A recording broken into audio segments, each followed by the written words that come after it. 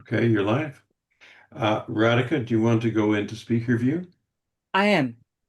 Okay, good. So I should go into speaker view. Oh, and I'm going to start the recording. All right, okay. What about transcript? Do we want a transcript or anything like that? Okay, you're live. Radhika, do you want to go into speaker view? I am. Okay, good. Oh, sorry, that's the YouTube feed. Let me So turn it off. I should go into speaker view. Oh, okay. Right. No, Alan, you don't have to go into speaker view. The recording is from whatever my view is. Good, So good. you can have whatever view you like. Excellent, excellent. Okay. And there was one other thing. Hang on. That we need to do. Yes, somebody mentioned transcript. I did. It's an option, separate option. Yes. Okay. We are enabling transcript. Wonderful. Well, we're 2 minutes past the start time, so I suggest I begin. Radhika, are you able to make me an admin? Yes, I will. Just a second.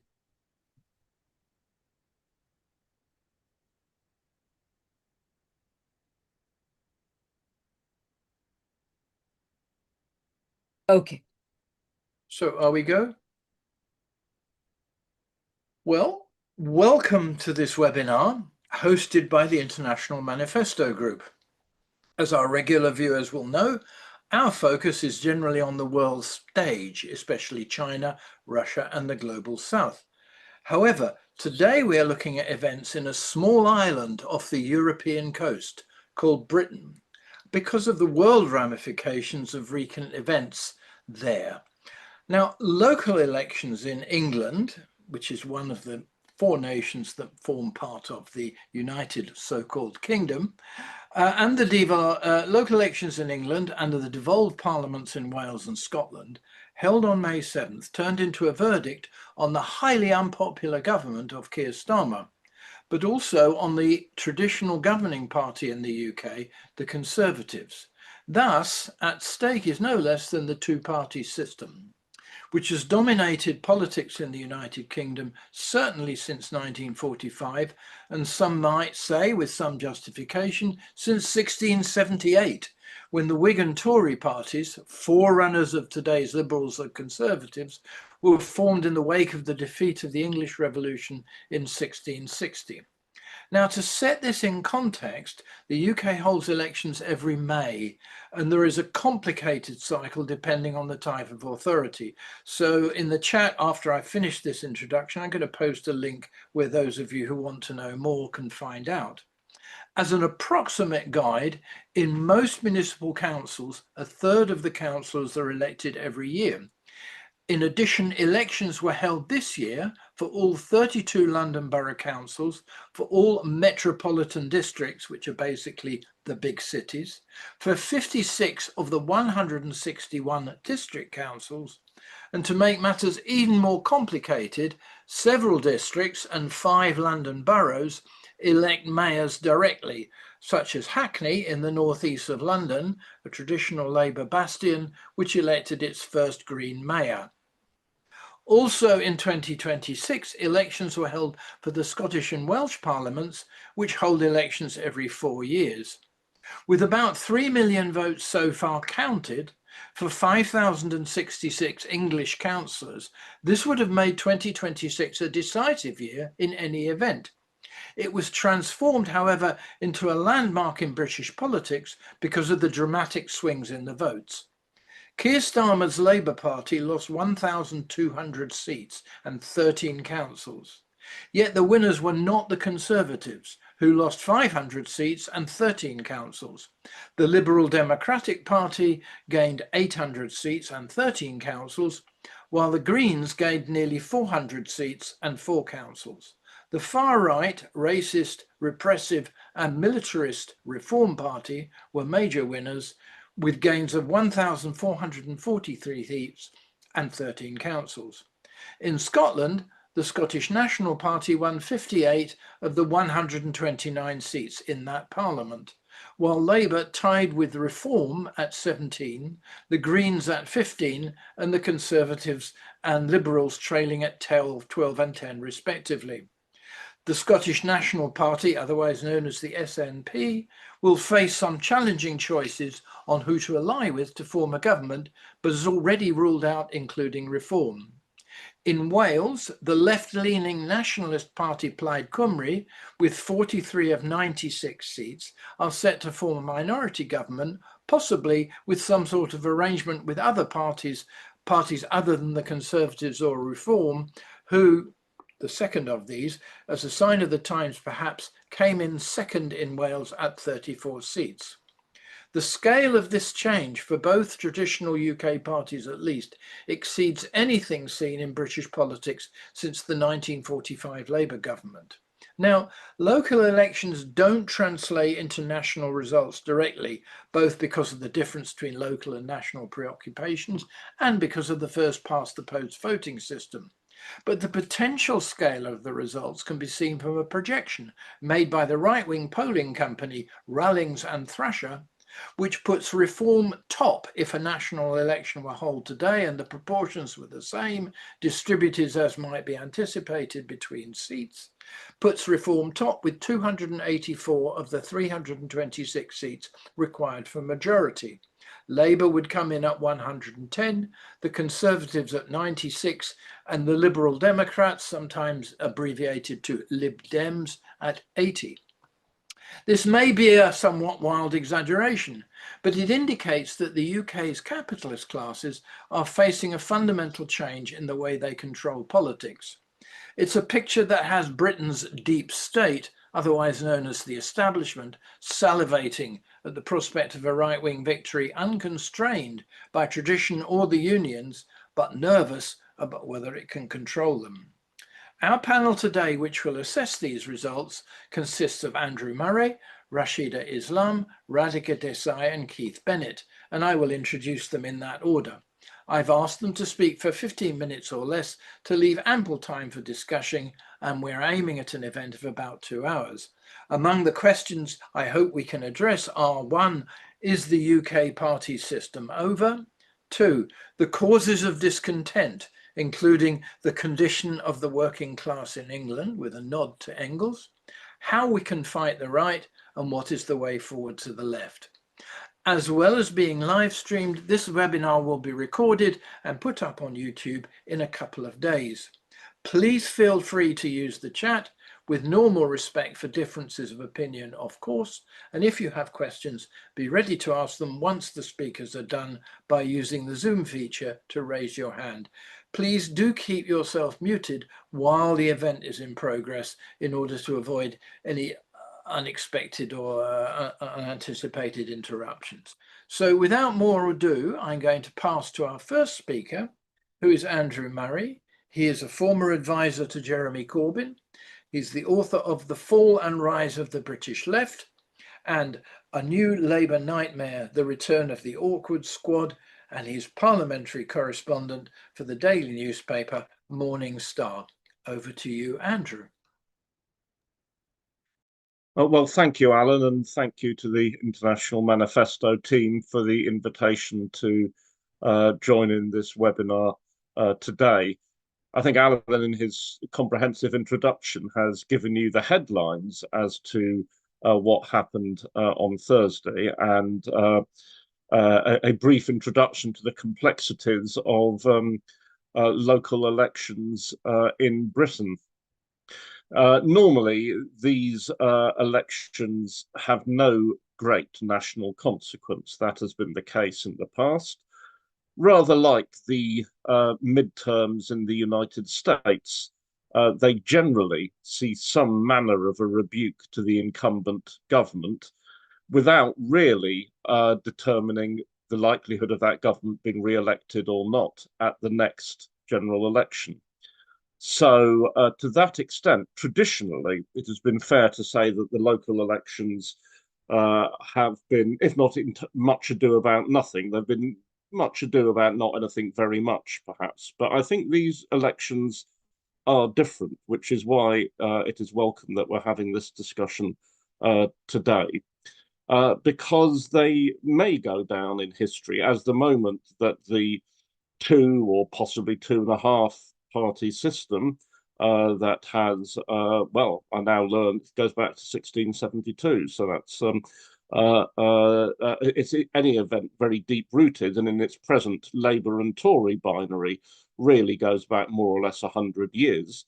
That might now be coming to an end. The main outcome or significant result was, in my view, the collapse, the disintegration of the Labour vote, far beyond what could normally be anticipated for a government a couple of years into office. In a very large number of working class areas, from the South Wales valleys to the north of England, which have in which Labour has been hegemonic for, if not a century, at least decades, and in some cases for a century. The Labour vote has not just declined, it has absolutely disintegrated. We now have local authorities in cities like Sunderland or Wakefield, former mining and shipbuilding areas, where Labour has almost no local councillors left. Admittedly, the first past the post system in each ward elects its own councillors, and they're not, unlike in the Welsh and Scottish parliaments, elected on a PR basis.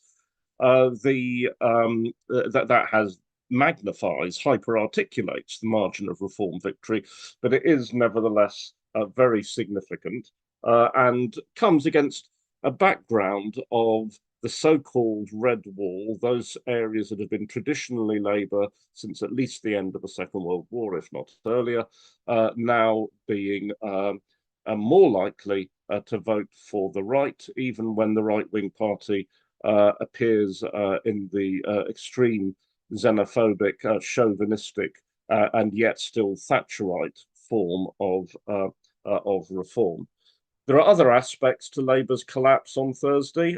Its vote declined dramatically in London as well, where its social base has been equally important to its electoral prospects, but has a different demographic to some of the areas I mentioned earlier.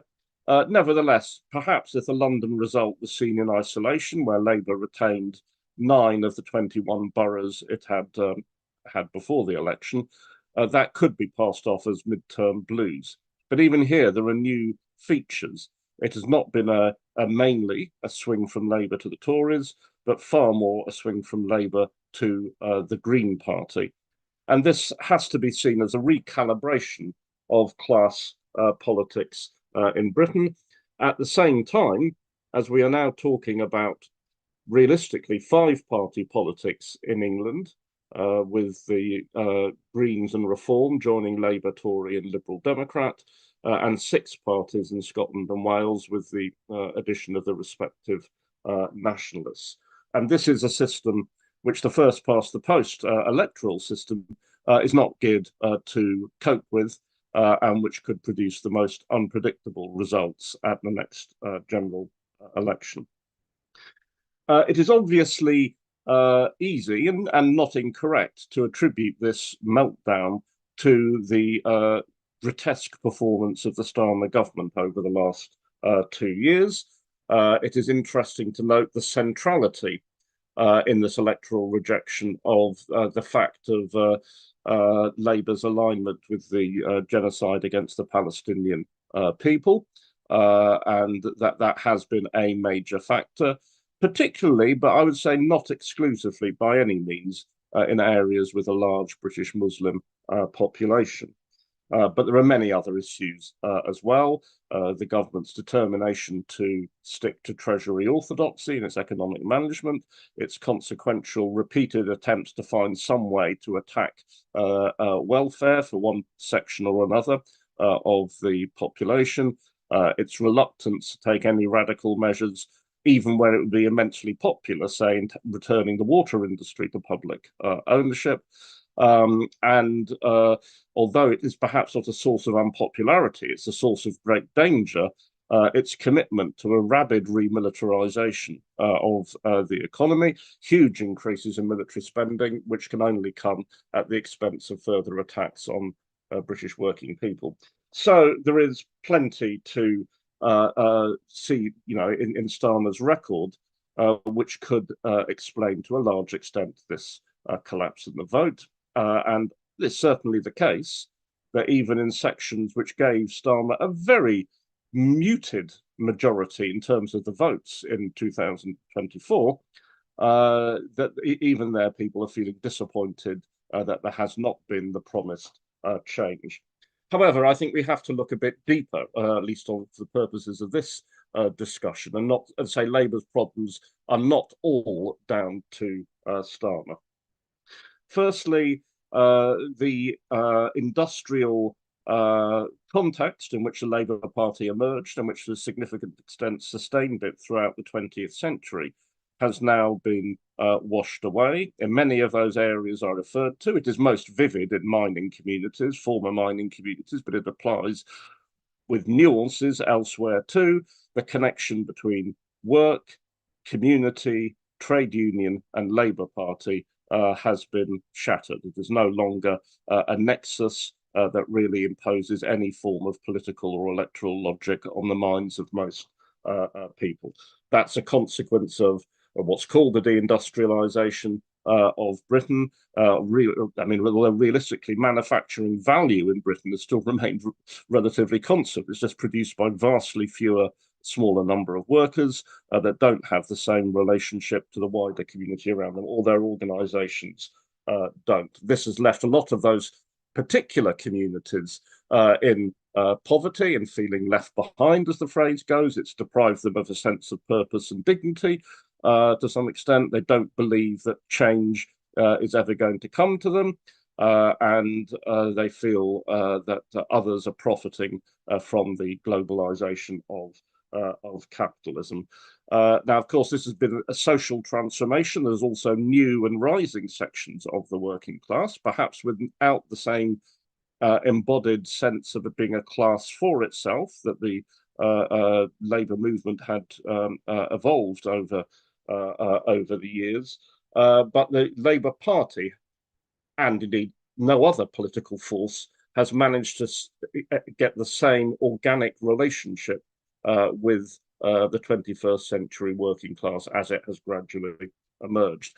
I would also add, although there's not time to develop this, the same processes arising from the globalization of capitalism, the hegemony of neoliberalism, have also eroded or changed, in any event, what we would call the middle class and its connections to the Tory party, which are now actually quite different to what they were in the 1960s when I was young, when almost the entire middle class, or at least 80% of it, would have voted Conservative. And they have, undergone a process of differentiation as well. And at any event, the sort of change in one class in society can only mean a change in other classes and all classes. And so that's perhaps a topic to explore more fully another day.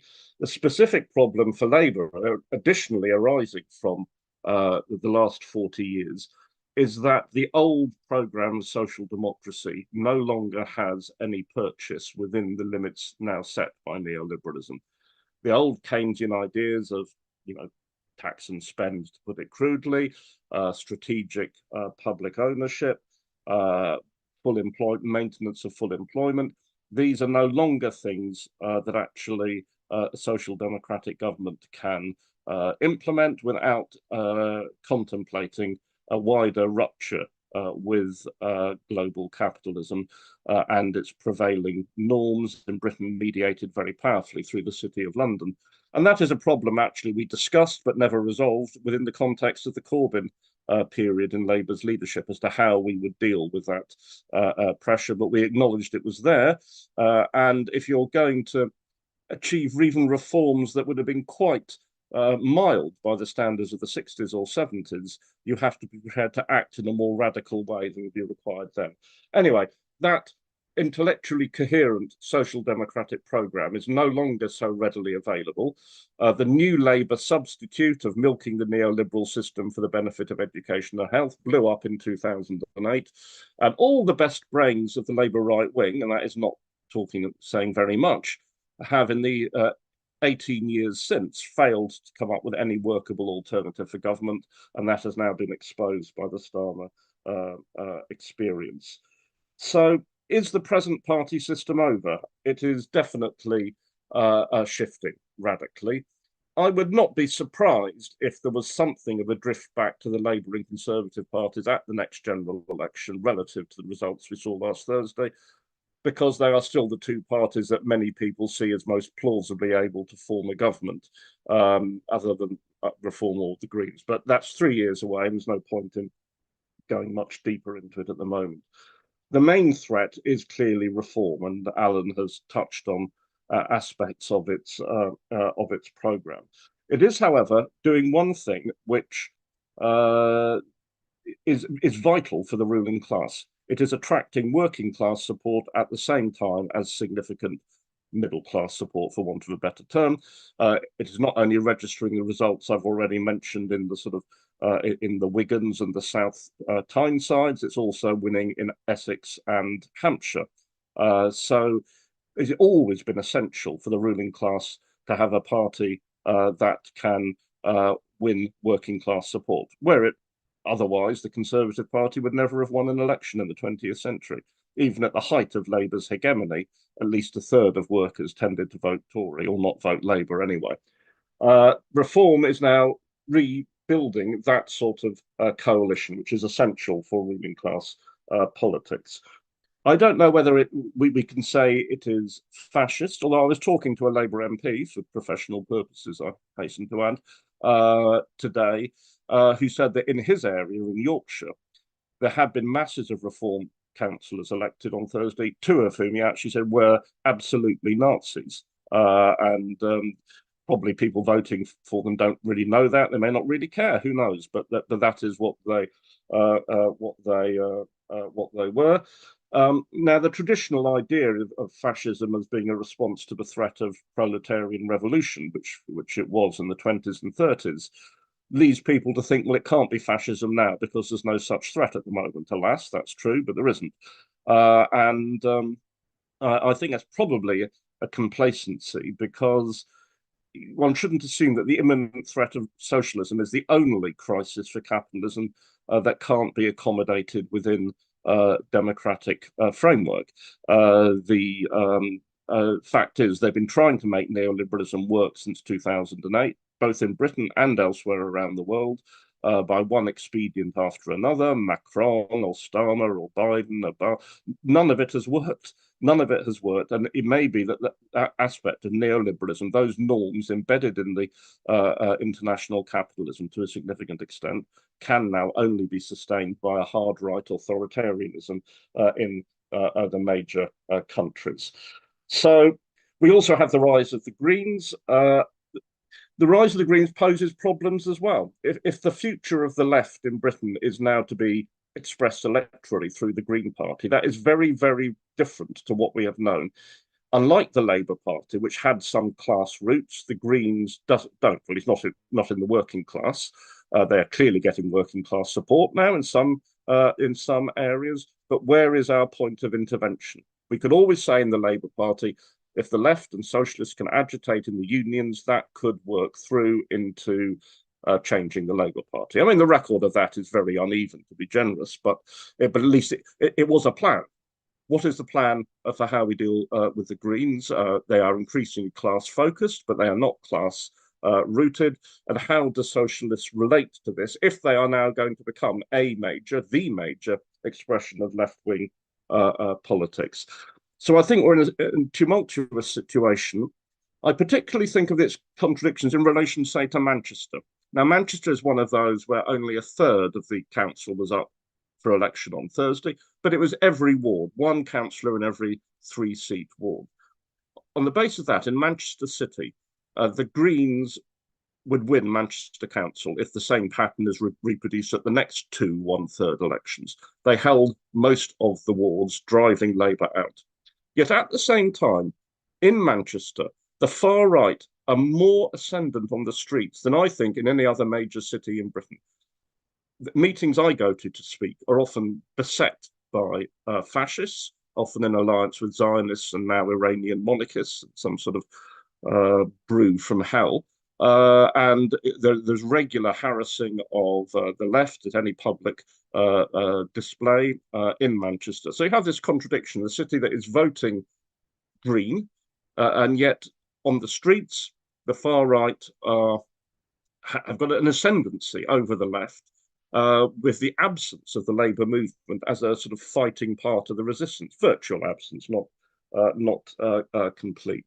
So I think we're in a very dangerous period that's driven by imperialism's crisis internationally, where British politics are completely embedded in international politics, where the greatest mass movements on the side of progress this century, the anti-war movement against Iraq and the movement of solidarity with the Palestinian people, have both related to international issues rather than domestic concerns.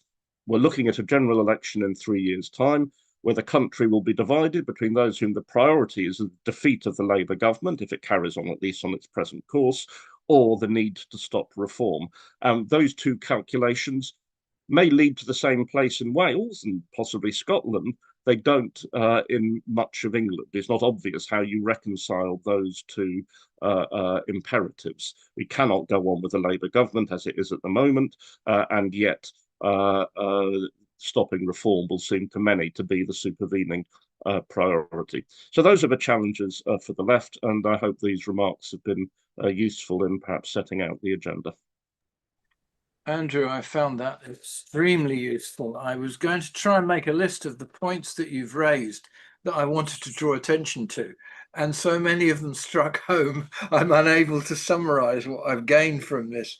But I think that the issue of the street power of the far right is actually a very important one. I think any of us who have been active in the anti-racist movement for any period of time have come across, the fascist, what are essentially fascist methods of intimidation and suppression. And this is very alarming. An alarming aspect of what's going on. I think people should have no illusions in what reform represents, because there is a tendency among some critics of imperialism to see the far right as a manifestation of some kind of generalized uprising against imperialism. And I don't see that as at all what's going on. I think this is an obstacle. And the militarism of Reform Party is something that I hope everybody becomes aware of in the next period.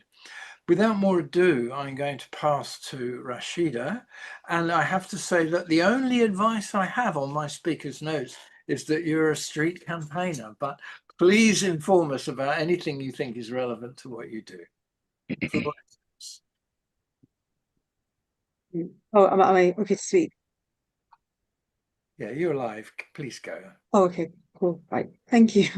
Let me just put my timer on. So thanks to the International Manifesto Group for inviting me to speak today. I will be focusing on how we confront the far right, how we stop the far right, how we keep them at bay. And there will be some overlap with speakers before and after, but predominantly that, I'm just going to focus on the strategy going forwards. So as Alan already outlined, the kind of the lay of the land now that the local election results are in, Reform UK controls a number of councils, and Labour has lost a staggering over 1,000 councils. And on Friday morning, Nigel Farage called it a truly historic shift in British politics.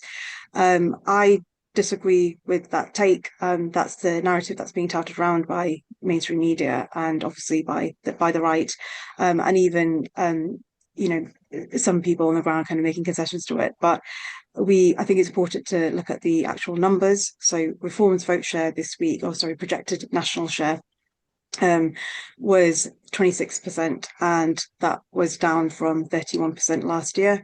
So this is not an indication that the reform vote is necessarily surging. They're simply being handed seats by a Labour Party that's in freefall, and Labour went from 34% of the projected national share in 2024 and collapsed to 20% last year, and it's gone further down to 17% this week.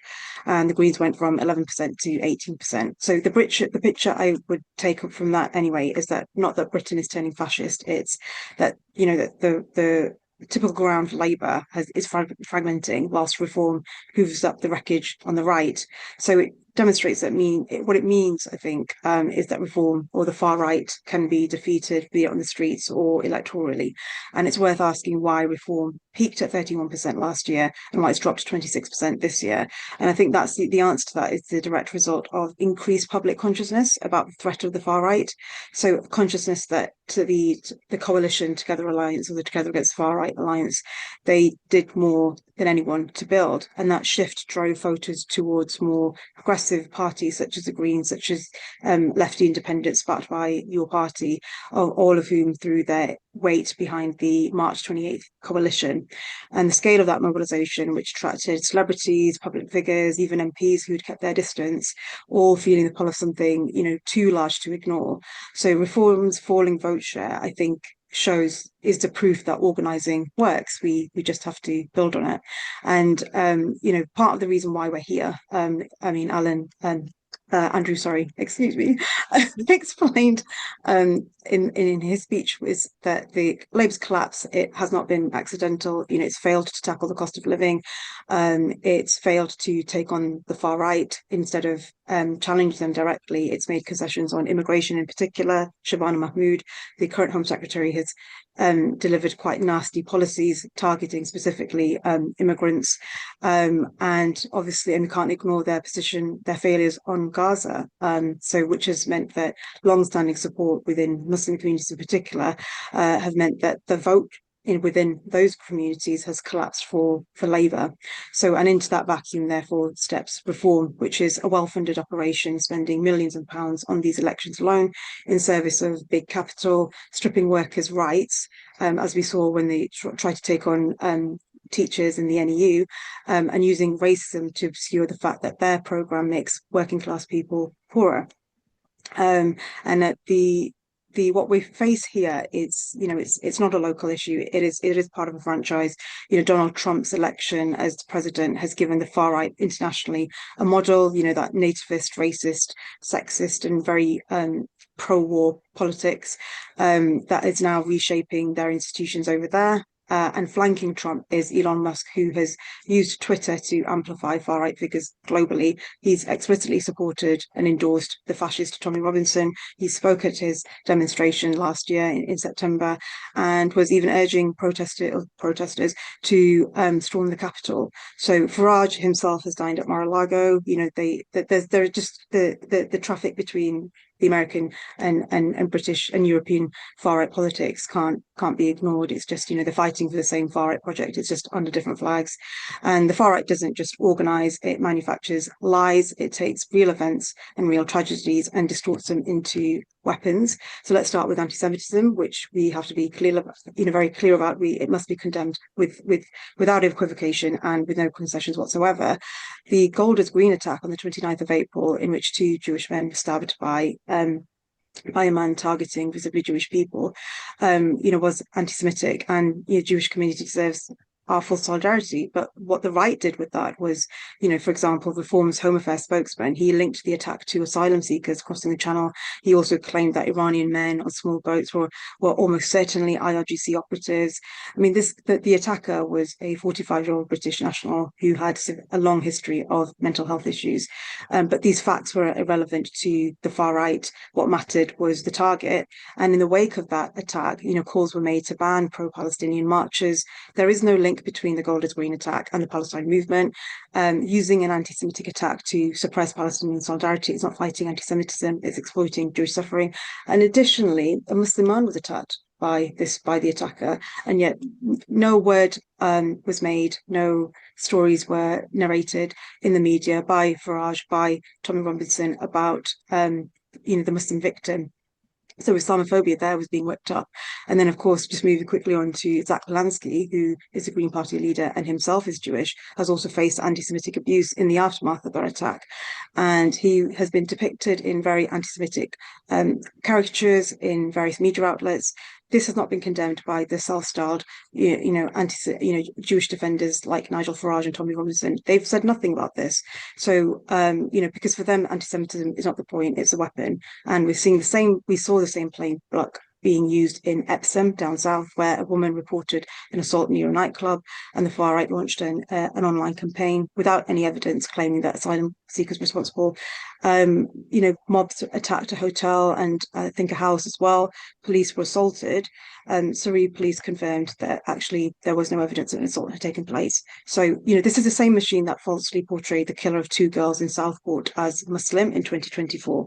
So this concern about violence against women, which is weaponized to promote an anti-migrant and Islamophobic agenda, puts women at greater risk in the process, which brings me to women specifically, because the far right's relationship with women goes far beyond political cynicism. It's intimate, it's violent. And studies have found that far right men significantly are more likely to be perpetrators of domestic abuse, and this politics of dominance is practiced in private as well as in public. We've seen the racialized violence accompany the far right's rise, including the rape of a Sikh woman by a man who believed she was Muslim, and apparently, this made it acceptable. So women's bodies becoming the terrain on which political hatred is enacted, and Muslim women as well sit at the the sharpest intersection of this, where they face abuse from the far right. They've had the hijabs ripped off, and they've been physically assaulted. So and it's also telling that Reform, which is not a fascist party, to be clear, but it is part of the far right milieu. Less than a quarter of Reform's candidates were women, just 23%. So this is a party that is committed to gutting the Equalities Act of 2020, and it's a legislation that gives women, their core legal protections. So our coalition, against the far right, against Reform, against the likes of Tommy Robinson, must also, encompass within it feminist politics, which champions abortion rights, which acknowledges safety from male violence through single-sex spaces, economic security, housing, and childcare. So these are not just women's issues; these are majority issues. So the far right has never liberated women. It's always been about using women's bodies as a battleground. And in terms of so just kind of going forwards, it's worth taking stock of what's happened before. In September last year, Tommy Robinson marched through London with over 100,000 supporters. I think it was 150,000 at its peak. This was the biggest far-right demonstration in British history. Elon Musk spoke at it. The anti-fascist counter demo at its peak was 10,000. So this triggered a kind of wake-up call for the left and the wider trade union movement, which led to the formation of the Together Alliance coalition, which brought together hundreds of organisations, Stand Up to Racism, Stop the War, CND, the Palestine Solidarity Campaign, and lots of campaign groups, lots of community and faith groups, all marching with one aim, which was to change the atmosphere, I guess, in British society. So on the 28th of March, you had around 500,000 people who took to the streets, where coaches from up and down the country congregated in London. And the mood when I was there was one of elation, that because of how big it was. There was hope and so much relief, and also the message of unity. So Sabi Dalu, who's one of the co-leaders of Together Alliance, said that the turnout had intimidated the far right away from a counter protest. So that's 500,000 people in 6 months, from 10,000 to 500,000, and that wasn't through wishful thinking. That was through hard and unglamorous, persistent, and coalition building work. And that's the lesson, which then brings me to next Saturday, which is the 16th of May. The Metropolitan Police have permitted Tommy Robinson to march through central London. This is the day of the annual Nakba commemoration, and the Palestine Coalition has applied for their central London route but they were refused by the police. And the police are also being backed up by the state, by the Labour government. And this is the same state using the far right as a battering ram against the Palestine movement, which is, an evidence of two-tier policing in plain sight. So May 16th is not just a Palestine march, it's also an anti-fascist march. And it's really important that we resist that by by showing it together in numbers that make that decision look as scandalous as it is. So, you know, looking at what else happened on Thursday, just to sort of draw some, I guess, some positivity, and I've got 3 minutes left. The Greens, you know, they gained nearly 300 seats and 3 councils. That's a spectacular victory for them. So well done to them. You also had parties like Aspire in Tower Hamlets, which represents an incredibly diverse and working class, one of the most diverse and one of the most working class boroughs in the country, and they won convincingly against you know, Reform's attempts to try and infiltrate that borough. And Lutfar Rahman, who is the re-elected mayor, said thank you for choosing the politics of hope over fear and division, and that really should be our model as well. Your party, which you know, it's whatever its issues, also endorsed, you know, over a couple of hundred candidates, and independent gains were made in areas such as Newham, in Oldham, and in other areas that I can't think off the top of my head. So what I'm trying to impress upon people is that coalition building means electoral cooperation. The basic political arithmetic shows that the shared platforms of cost of living, opposing war, opposing the genocide, advocating for housing, workers' rights, public services such as the NHS, and you know, our water and our public transport, you know, on that platform, you know, we could potentially win. Community organising doesn't stop between elections. It's about defending the communities that the far right will target the most. And, you know, just to say that the projected national vote share, if you look at the combined Reform and Conservative vote, that's 40, theirs is 43%. The combined Labour, Green and Liberal Democrat vote amounts to 51%. And that's before you add Plaid Cymru, the SNP, and other left independents. So we are the majority. We simply need to out-organise the right, which is consolidating behind Reform at the minute. We're sort of split. And what I want to say is that, you know, a Reform government is not inevitable. It doesn't have to be. And it's, you know, we must cooperate all strands of the left. So yeah, so I will finish shortly, which is that just to sort of hark back to 1936, where 100,000 anti-fascists blocked the black shirts in East End, and we made history again on the 28th of March this year when we broke that record by mobilising by 500,000 people out on the streets. So the lesson from what's happened recently is to, and certainly from the local elections, is, you know, don't despair. You know, spend it organising, and you know, get together with your fellow lefties and anti-racist and anti-war people to build a broad coalition, because we're going to need a coalition on 2 fronts, on the streets and also electorally, and it needs to be on a progressive platform as well, though, as has been outlined. Right, okay, I'll stop now. Thanks. Rashida, I wish you had not stopped. Thank you so much, and I was very sorry that your bid to become a member of the your party executive failed the first time, and I hope you'll try a second time, and I hope you'll win. It's a very straightforward wish, because the voice of the streets, which you have been speaking about, is the voice that has to be heard if a radical left is to be reborn. And the lesson of the 1936 Cable Street struggle is the lesson that the streets prevail when it comes to defeating the far right. They use the streets. We not only have to be able to challenge them on the streets, but build on the basis of what is happening in the communities and on the streets as a radical basis to reconstruct what the left actually stands for. In office, we are only representatives of the struggle. That's always been my view. So I want to do 2 things. One is to remind you that if you like what we're doing, you can help us, and you can help spread the word by liking and subscribing.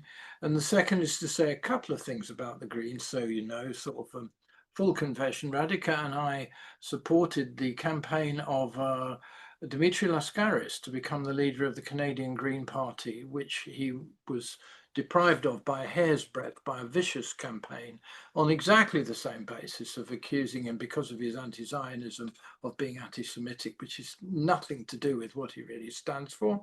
We also supported the Green candidacy of Jill Stein in the United States, and I don't think the Greens should be written off, because the issues that they take up primarily are not quote working class, because the quote working class labourist tradition is what used to be called sewer socialism, which is, you know, you provide lots of services and forget about rights. And, you know, I wrote a biography of Tony Benn, and I was proud to be in the administration of Ken Livingstone. And the fundamental appeal of Ken Livingstone and Tony Benn to the British working class was that they stand up for their rights. They stand up for their rights, and that's the first and primary commitment that they have. And I think the Green Party will be tested and tried, as will your party and as will all parties of the left, whether they stand up for people's rights when they're on the line. So I just thought, I'd throw that in there. And I'm now going to pass to Radhika Desai. It's a terrible thing, but I've lost my speaker's notes on how to introduce Radhika Desai. But all I can say is I'm sure you all know her. So Radhika, it's over to you. Thanks very much, Alan. And I have to say, I'm following 3 already excellent speeches. So let's see how this measures up. And pardon me if I end up repeating some of the things that have already been said. So let me plunge right in. So what do I take to be the main points of interest in the election results?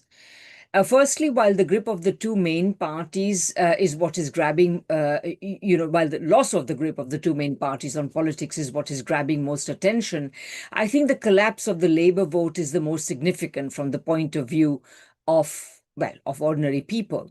The discrediting of Labour as the party of working people is now complete, it seems, with defections going away from it, both towards left and right. Having said that, and I think this is something that Rashida and others have underlined, the hunger for left politics remains. The Greens have performed well, particularly among the young, even if not as well as might have been expected. Moreover, the Reform Party has done less well than expected, taking only 26% of the vote compared to 30% in last year's English local elections. And while it has gained in Wales and Scotland, it has been kept at bay by more progressive nationalist parties. Having said that, of course, we must remember that it still remains the largest force in UK politics, and the country risks a very right-wing government. Even with the Conservatives, however, it's worth remembering that the Conservatives performed better than last time. But even with that, the total right-wing vote is lower than last time, though higher, of course, than during the 2024 general elections, when the Conservatives suffered a well-deserved rout. To me, the crisis of British politics this reveals is less about the loss of control by the duopoly and more about the crisis of the left and, by implications, of democratic politics altogether.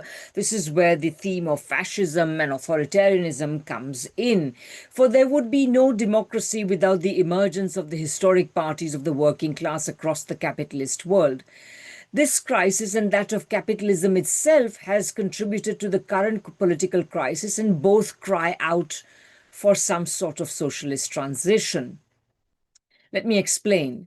So both scholarly and lay opinion tend to assume that capitalism is somehow inherently democratic. This assumption could not be more wrong. If capitalism is inherently anything, it's inherently liberal. That is to say, it rests on a legal and constitutional framework founded on the protection of private property. All other liberal freedoms derive from that ultimate freedom. For instance, the freedom of religion has historically been instituted where and when the property classes themselves include people of more than one religion. As Engels anticipated, such a society based on the protection of private property of a tiny minority can hardly be compatible with the enfranchisement of the entire adult population. And it was not. It is not surprising that major capitalist countries without or recently deprived of colonies experienced fascism the moment something resembling universal franchise was introduced. And I consider fascism to be essentially a form of authoritarian politics adapted to the conditions of mass suffrage.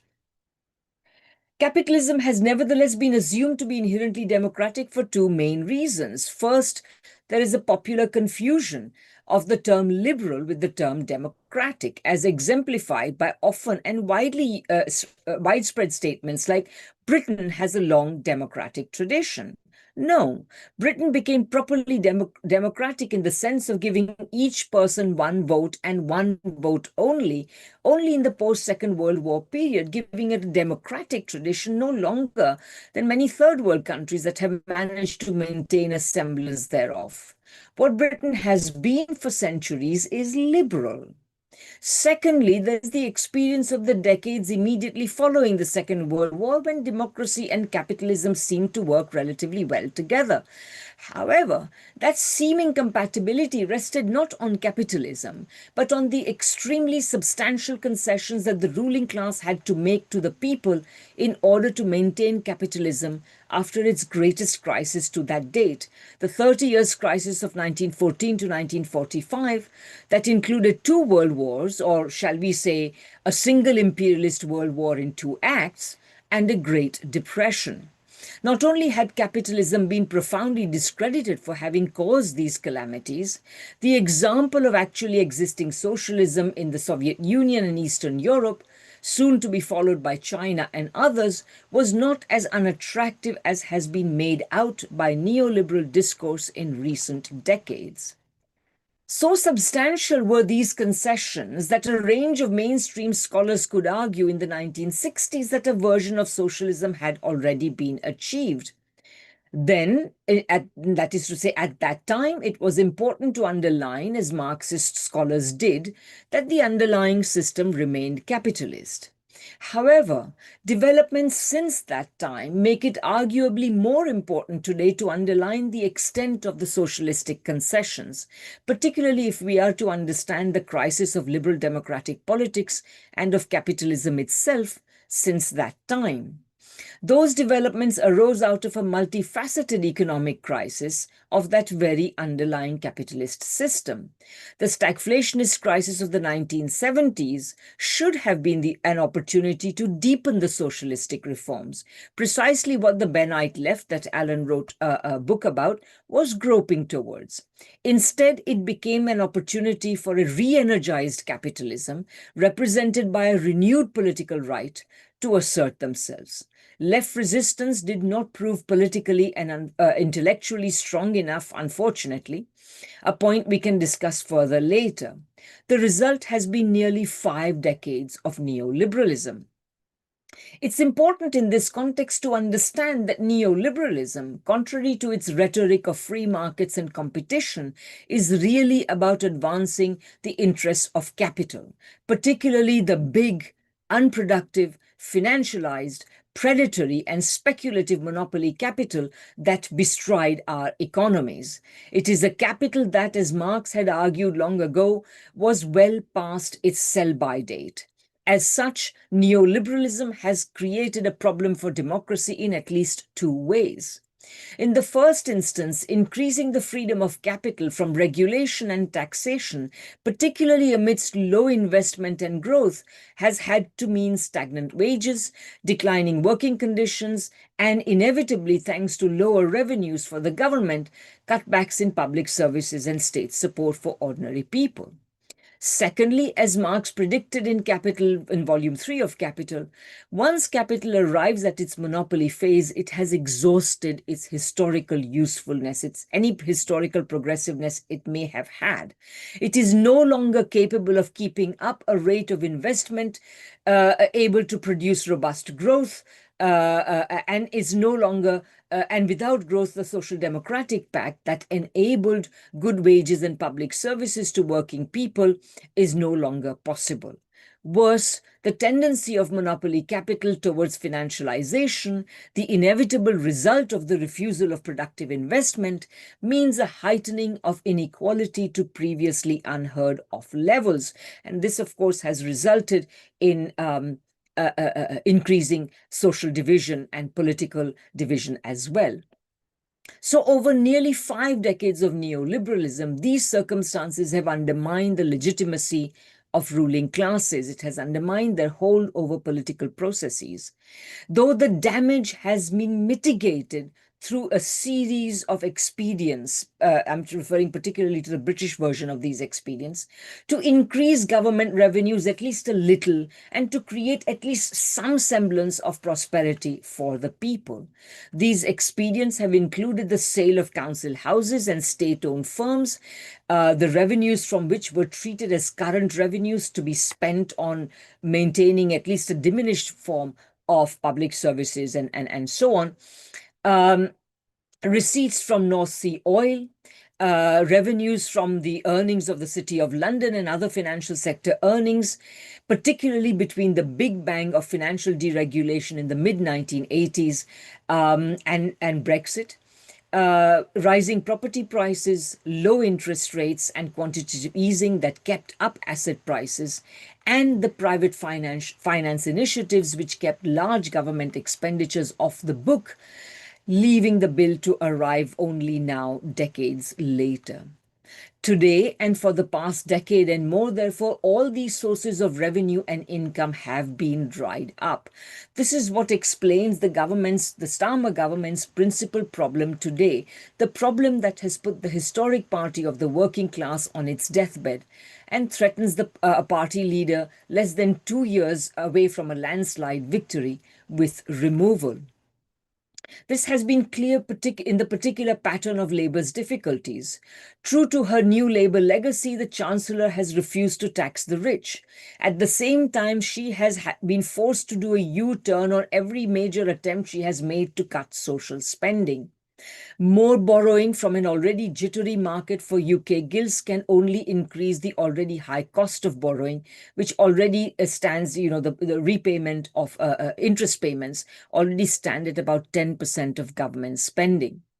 So the result is a logjam government. Now, it's true that the Mandelson affair, the government's appalling position on the genocide in Gaza, its prosecution of those standing up for Palestine, and following the reform lead on migration, and also, of course, more generally on racism and anti-Semitism and so on that Rashida explained so well, all of these things have also played a role in undermining the legitimacy of the current government.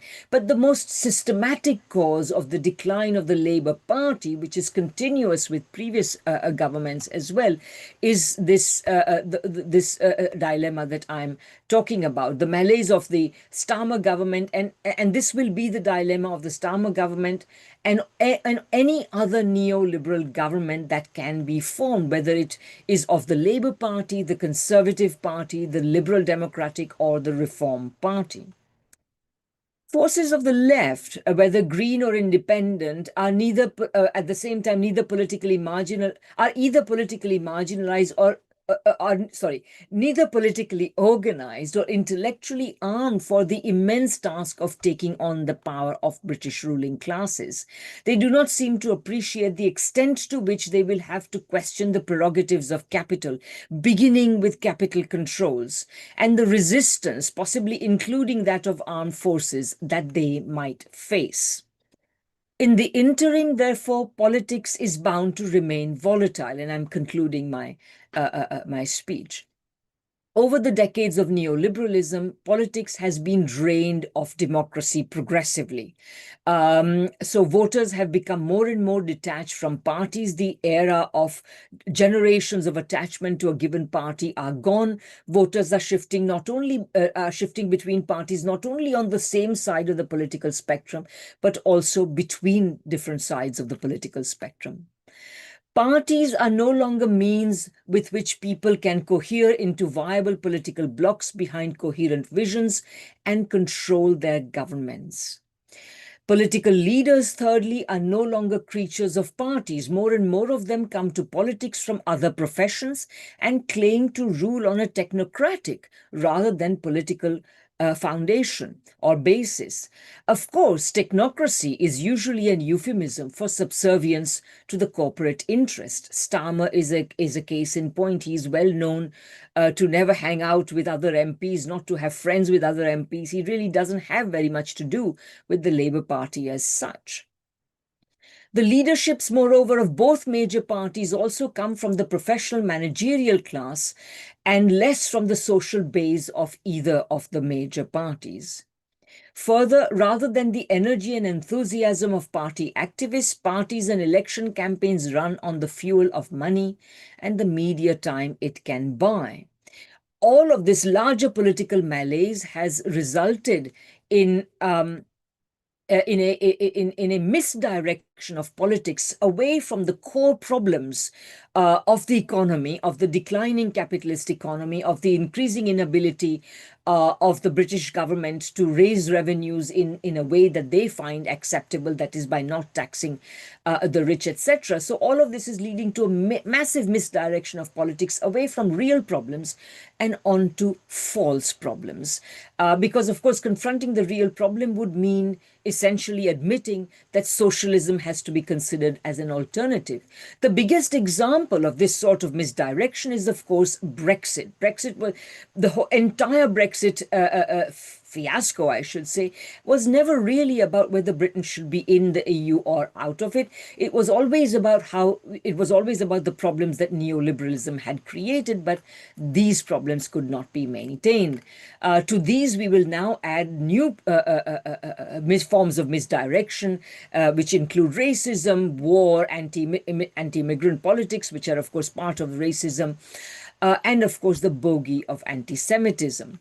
Increases in military spending, which are allegedly required, and so on. No doubt there will be some others. And they will be only means by which the rubble of the ruins of capitalist liberal democracy can be made to bounce more, because really there is very little democratic about our setup today.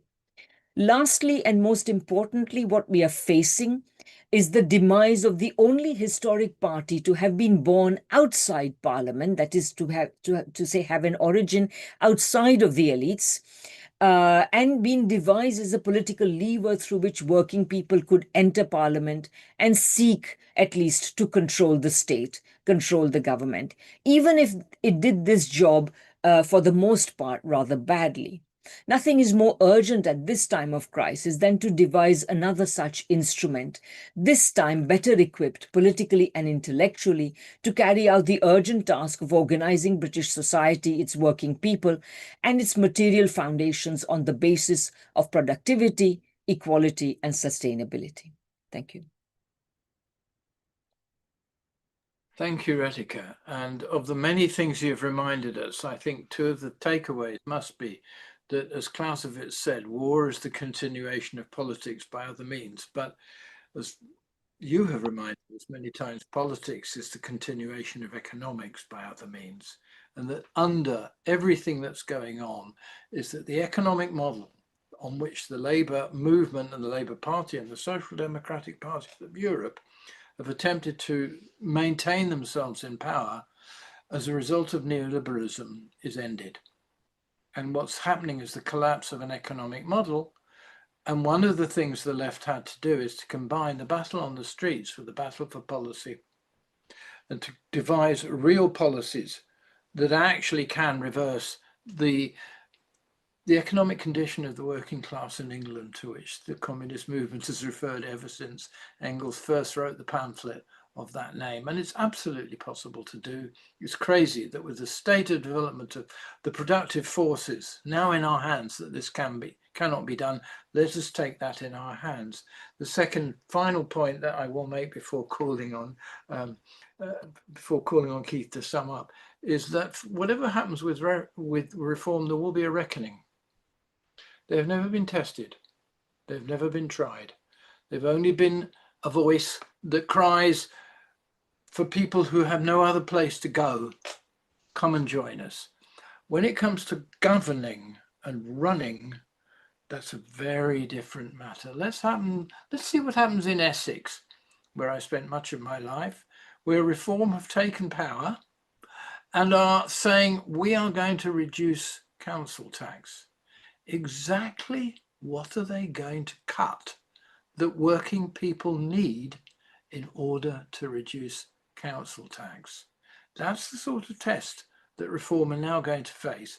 And when it comes to the national front, what we want to make sure is that they never face that test, is that we are, the left, are in the front of proposing the alternative that people become convinced and are shown to be the realistic alternative. So with those words, I'm going to call on Keith and mute myself. Keith, are you there? Yes, yes, yes, I'm here.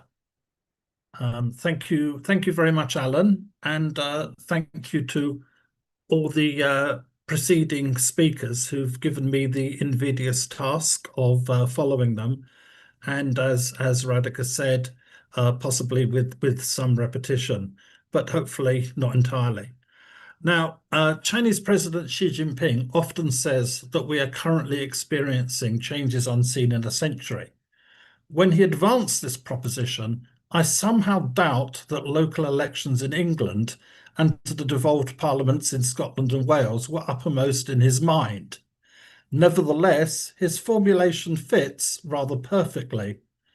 For the last century, British politics has essentially been a two-party affair. Of course, there were numerous other parties, but in terms of who would constitute the government, there were really just two that mattered. In fact, this situation had pertained for considerably longer. The major change that occurred a century ago was that the old Liberal Party was supplanted by Labour as the country's second party, the Tories being considered by the ruling class, and evidently by much of the electorate, as the supposed natural party of government. To grasp the scale of the changes currently unfolding, it's worth noting that as recently as the 2017 general election, the combined vote share of Conservative and Labour was 82.2%. In the 2019 general election, it was 75.7%. In both cases, the Liberal Democrats were a distant third, on a bit over 7%. Just a few years later, as Andrew pointed out, we see a definitive end to two-party politics. We now have five-party politics in England and six-party politics in both Scotland and Wales. But nor is this all. We are witnessing the possible simultaneous and terminal decline of what have been the two main political parties for the last century. In the case of the Conservatives, for nearly 2 centuries, although Alan has educated me that it's actually longer than that. And this is a truly unprecedented development in British political history. So what should be the framework from which we seek to analyse and respond to these developments? I'd argue that we could do a lot worse than proceed from the standpoint set out by Marx and Engels in the Communist Manifesto in 1848, that they, the communists, have no interests separate and apart from those of the proletariat as a whole. They do not set up any sectarian principles of their own by which to shape and mould the proletarian movement. The communists are distinguished from the other working class parties by this only. One, in the national struggles of the proletarians of the different countries, they point out and bring to the front the common interests of the entire proletariat, independently of all nationality. Two, in the various stages of development which the struggle of the working class against the bourgeoisie has to pass through, they always and everywhere represent the interests of the movement as a whole. Moreover, even in these early days, when the key task was to establish and articulate the independent role and position of the proletariat, one chapter of this short text was devoted to the position of the communists in relation to the various existing opposition parties. Before outlining the support that the communists should extend to parties not forming part of the working class movement in France, Switzerland, Poland, and Germany, Marx and Engels wrote, "The communists fight for the attainment of the immediate aims for the enforcement of the momentary interests of the working class, but in the movement of the present, they also represent and take care of the future of that movement." They make it clear that such support is by no means unqualified, but conclude that the communists labour everywhere for the union and agreement of the democratic parties of all countries. These observations, I would argue, provide a valuable guideline with regards to parties not forming part of the working class movement, at least as historically constituted and traditionally understood, particularly in this case, the Green Party, the Scottish National Party, and Plaid Cymru. As an inevitable and for us central part of the changes unseen in a century now unfolding in British politics, we are presently in a complex period of a recomposition of the working class movement. And this in turn is impacted by a number of other historic changes, all of which are of course interrelated, not least a degree of fluidity as to what exactly constitutes and what we mean by the working class movement. The changing nature and composition of the working class itself and its relationship to other classes and strata, and the need to establish and achieve clarity on this. And by no means least, the nature of the relationship between the class struggle and the national question, and the relative importance and centrality of both. The relevance of this to Scotland and Wales, and above all to the north of Ireland, should surely be clear to all by now, although sadly that is still not always the case. But in a different form, obviously, it also has resonance in Oldham, Birmingham and Leicester, in Tower Hamlets, Newham and Redbridge, in all those places where independent pro-Gaza MPs were elected in the 2024 general election, and where community independents and local parties are now taking seats and even control of local councils from Labour. As of now, the Green Party has clearly established itself as the principal challenger to the left of Labour in England. One can say that it has largely become the voice for the 800,000 people who a year ago expressed interest in a new left party, but who were almost criminally let down by the factional strife that has largely stymied your party. In contrast, Zach Polanski has shown himself to be a formidable political operator. And so it is not surprising that the ruling class is increasingly turning its guns on him in a manner uncannily similar to the way that they set out to destroy Jeremy Corbyn and his leadership of the Labour Party. We therefore have a situation where the only Jewish leader of a significant political party in the UK is being lined up as the next victim of an anti-Semitism scam, in Zach's case, not least by the same newspapers that also pillory him in cartoons that seek to depict him using actual anti-Semitic tropes that would not have been out of place in the 1930s. We cannot say that this is having no impact, but it is surely mitigated by the 2.5 years of pitiless, unrelenting genocide in Gaza, along with the daily atrocities in the West Bank and in Lebanon and against Iran. Starmer is surely and rightly paying a far greater price for his complicity in genocide.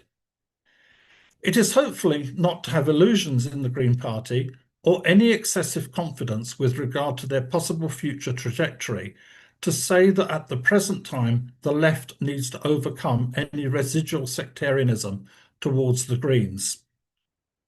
We are told that they are liberals, maybe so, but when faced with an authoritarian government engaged in a process of creeping fascism, is that an unmitigatedly bad thing? I'm obviously using a liberal in a different sense to what Radhika was speaking about. We are told that the Greens are not part of the working class movement. As I've already suggested, this itself is a fluid and changing, not a static and absolute question. It appears to be largely predicated here on links, or lack of them, to the trade unions. However, this is something that the Polanski leadership is making a reasonably serious attempt to address.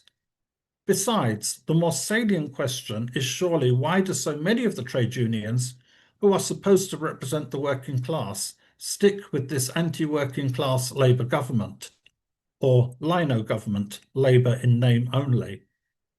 We also need to keep the question of the relationship between trade unions and the working class under review.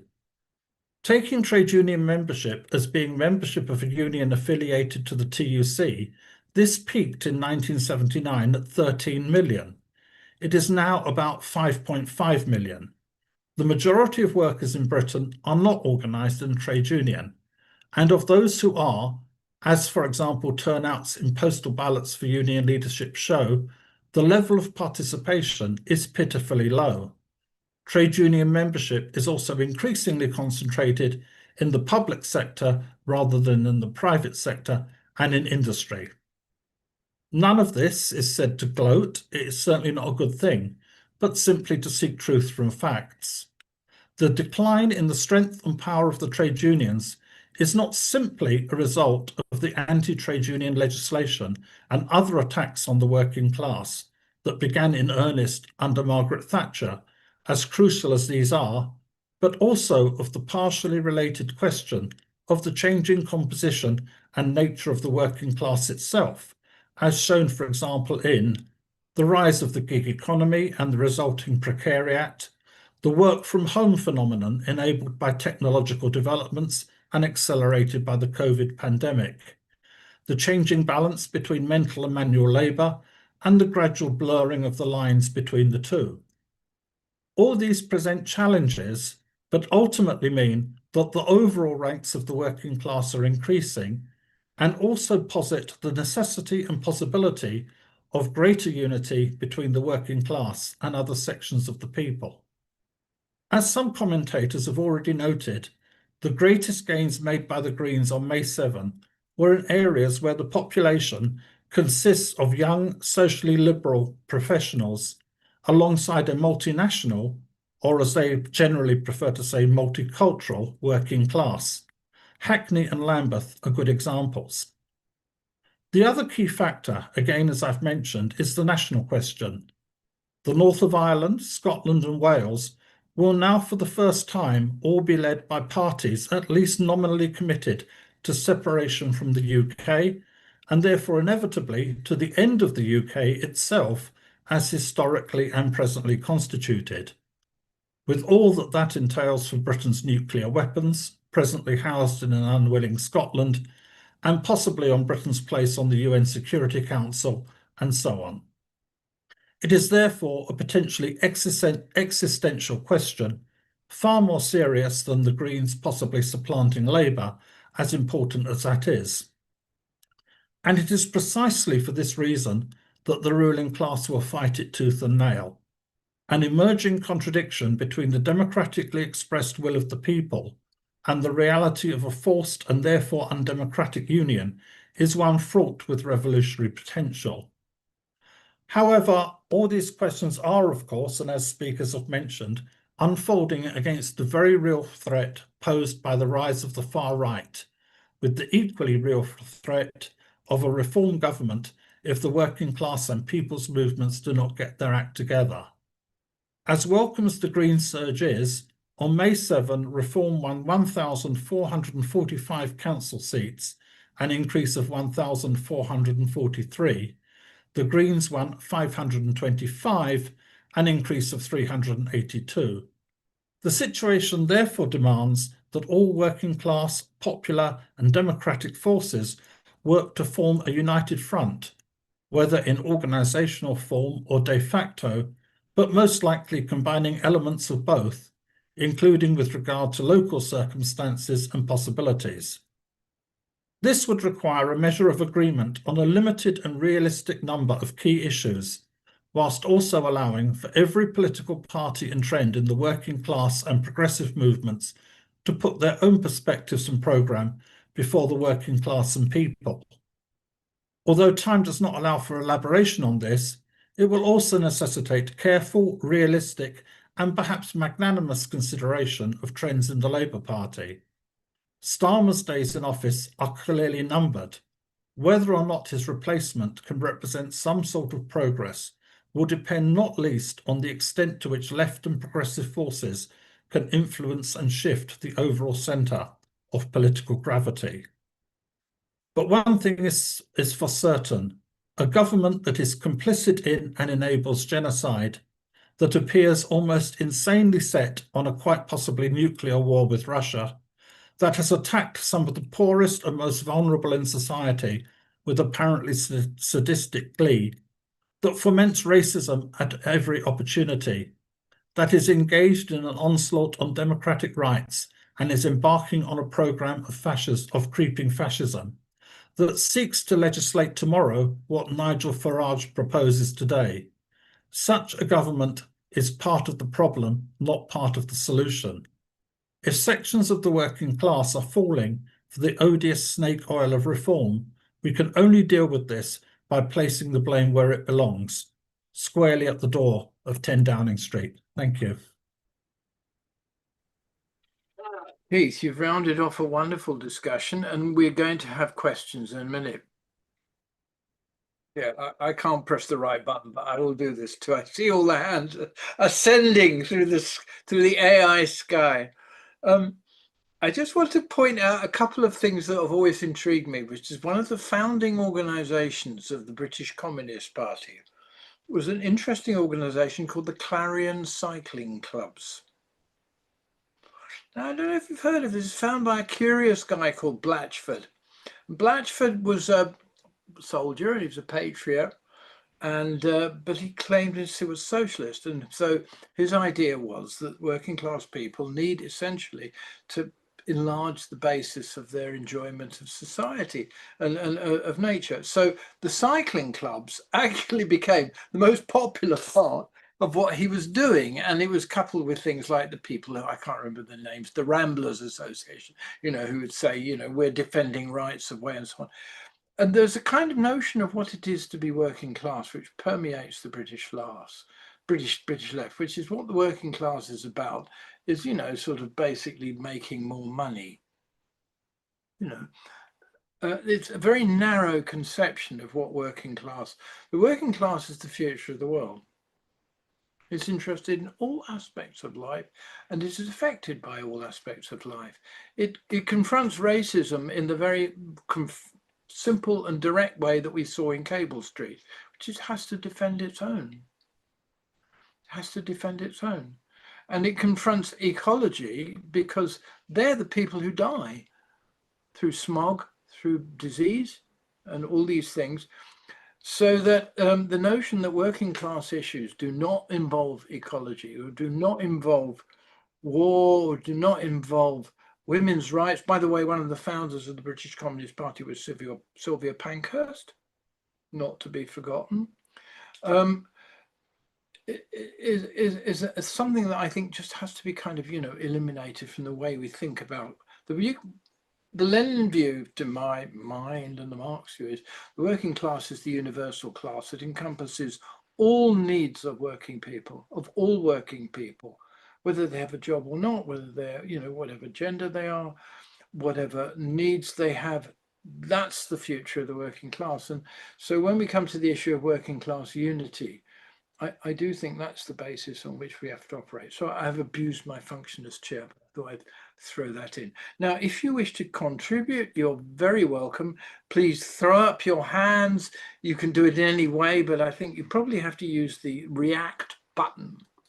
And, in that react button, you can put your hand up and then I can see you. And Carlos Martinez has raised a hand. Who else? Let me see who else.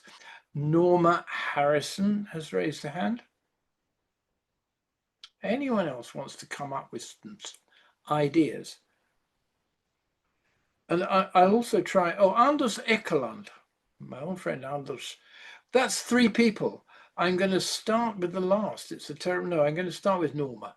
So Norma, I'll take you first, then I'll take Anders, and then I'll take Carlos. So please, Norma, the floor is yours.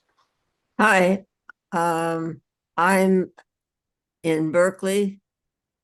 I'm a deep communist, 3rd generation. And etc. And I'm a member of the Peace and Freedom Party here in California. We have been on the ballot for 50 years now, which is working to build socialist struggle. And you know about that. The comment was made that somebody might go to war, or Russia might go to war on a nation, or some nation will go to war on Russia. Russia has no intention of having war with any enemy. It is trying to represent that it had a revolution 100+ years ago, that's been under assault by the ruling class, as you have been watching for close to 100 years in some cases, for a long time. It is not warlike, despite us having been thrown into this position of trying.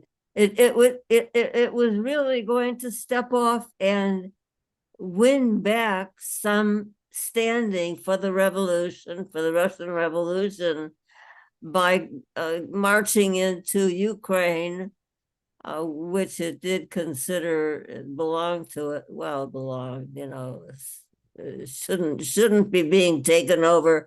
The war against Ukraine is the war against the United States. Thank you. That's admirably brief. I'm going to take Anders, and then I think Nick Costello has his hands up. So after Anders, if Carlos wouldn't mind, I'm going to take Nick because he's stuck his hand up. So thank you, Anders. Hello, hope you hear me well. We do. Yeah, and of course it's sort of dangerous sport to comment on British politics when one doesn't live in Britain, but seen from sort of a Scandinavian perspective, we would fear that sort of given this first past the post system, you could end up and you sort of a two-party system, if very well described before by the speaker before. You can end up with the reform having sort of even an absolute majority with as low as sort of 40%. This is sort of the evil effect of first past the post system, well known. And I think that looking at sort of the fragmentation of the parties, isn't it the time that sort of there should be an alliance for proportional representation to get away from this awful ancient and aristocratic electoral system, which is really dangerous with such a party like Reform gaining ground. And that, I think, was sort of the fault of the Your Party, that they should have seen themselves just as a sort of a vehicle, an instrument for getting a multi-party system. Now we have seen an awful sort of evil dogfight inside the about the power of Your Party. This kind of evil logic will then just transplant itself into the Green Party if everybody understand that Green Party will be sort of the party which will be sort of the second party, and this kind of situation could be broken. I mean, with the threat of a sort of almost fascist government of the Reform Party, this should really be seriously considered. We see the same problem in American politics, that when you don't just have Republicans and Democrats to elect to choose among, you cannot build up a really independent social democratic party. So you have Sanders and the others sort of stuck inside the Democratic Party. I stopped there, but I think this it's a question which I would sort of encourage my UK friends to discuss. It seems that it is kind of under debated. Thanks. Now, as chair, I think what I want is to hear people from the floor first. So I'm going to just continue taking hands up and then ask the speakers to come back after. So thank you very much, Anderson. By the way, you raised one very important point, which you didn't realize you were raising, which is the issue of left unity. And the issue of left unity is posed around the question of what is the minimum that you agree on? What are the principles on which a left alliance can be formed? So you are suggesting, as I see it, one of them should be a change to the first past the post system. Now I'm going to take Nick next because I promised to. I wish you could make yourself visible, Nick. Is that possible? But if not, just speak. Where has Nick gone? What has happened to Nick? That's terrible. He's had his hand up for so long and now he's not speaking. Why are you ignoring Carlos Martinez? Because I said I would take Nick first. because everybody knows Carlos. But if you want to have a discussion about it, we can do that. Anyway, I will go to Carlos next because Nick seems to have vanished. Okay, Carlos, over to you. Thanks very much, Alan. Really interesting discussion. Thanks very much to the speakers and to you, Alan, as moderator. Really instructive and useful so far. I just want to say about the rise of the far right and how that connects to this election. Yeah, Andrew touched on the historic reasons for the rise of the far right in terms of responding to the rise of working class militancy. Please don't interrupt. Norma, please don't interrupt. Please mute yourself, Norma. I think, you know, to some degree, what we're seeing at the moment is a sort of preemptive response to the rise of working class militancy, which in itself is a recognition of the reality of a chronic crisis of capitalism from which there is no obvious escape route. You know, a capitalist crisis is stripping away the very material basis for social democracy. It's breaking the basic consensus that underpins the post-war social contract. It's undermining this sort of de facto alliance between the capitalist class and, at the very least, a significant section of the working class. In that sort of situation, it's inevitable that the working class and oppressed communities are going to become more militant. They're going to become more organized. Sorry, Carlos, you're making some good points, but your microphone volume is very low. Quite correct. Oh, how about now? Perfect. Better. All right. Sorry. Yeah, I think in this situation, it's really inevitable that that working class in this country and oppressed communities in this country are going to become more militant, are going to become more organized in pursuit of their interests, and they're going to start connecting their struggles to those of the working class and to those of oppressed peoples around the world. And we're seeing this, as has been touched on already, with this extraordinary mass mobilization in opposition to the Gaza genocide. That's a sustained mobilization for 2.5 years now that's changed the political landscape in this country and elsewhere in ways that are arguably still unfolding today. This phenomenon is terrifying to the ruling class, and the response is twofold. First, it's to nurture a more or less traditional far-right movement in the form of Reform UK and the violent racist groups associated with Stephen Yaxley Lennon and his ilk. Second, it's to leverage the forces of right social democracy, that is Blairism/Starmerism, to actually implement a far-right agenda in government, which is exactly what we're seeing with Labour's implementation of racist, xenophobic, repressive and neoliberal policy. So, in this socialism or barbarism scenario, there are two key outstanding tasks for the left, in my view. First, we fight against creeping fascism, and that has to go well beyond just a fight against reform, just a fight against the likes of Farage or so-called Tommy Robinson. Secondly, just as the ruling class is responding to the breakdown of social democracy, so must we respond to the breakdown of social democracy by building a movement, by building political organizations that represent the independent interests of the working class and oppressed communities, that break with social democracy, that embrace anti-imperialist unity. As I see it, that's the only way to break the cycle of crisis and reaction. Thanks. I think that was admirably short and very informative, and I'm going to take Kim Eng next. So Kim, please unmute yourself and you have the floor.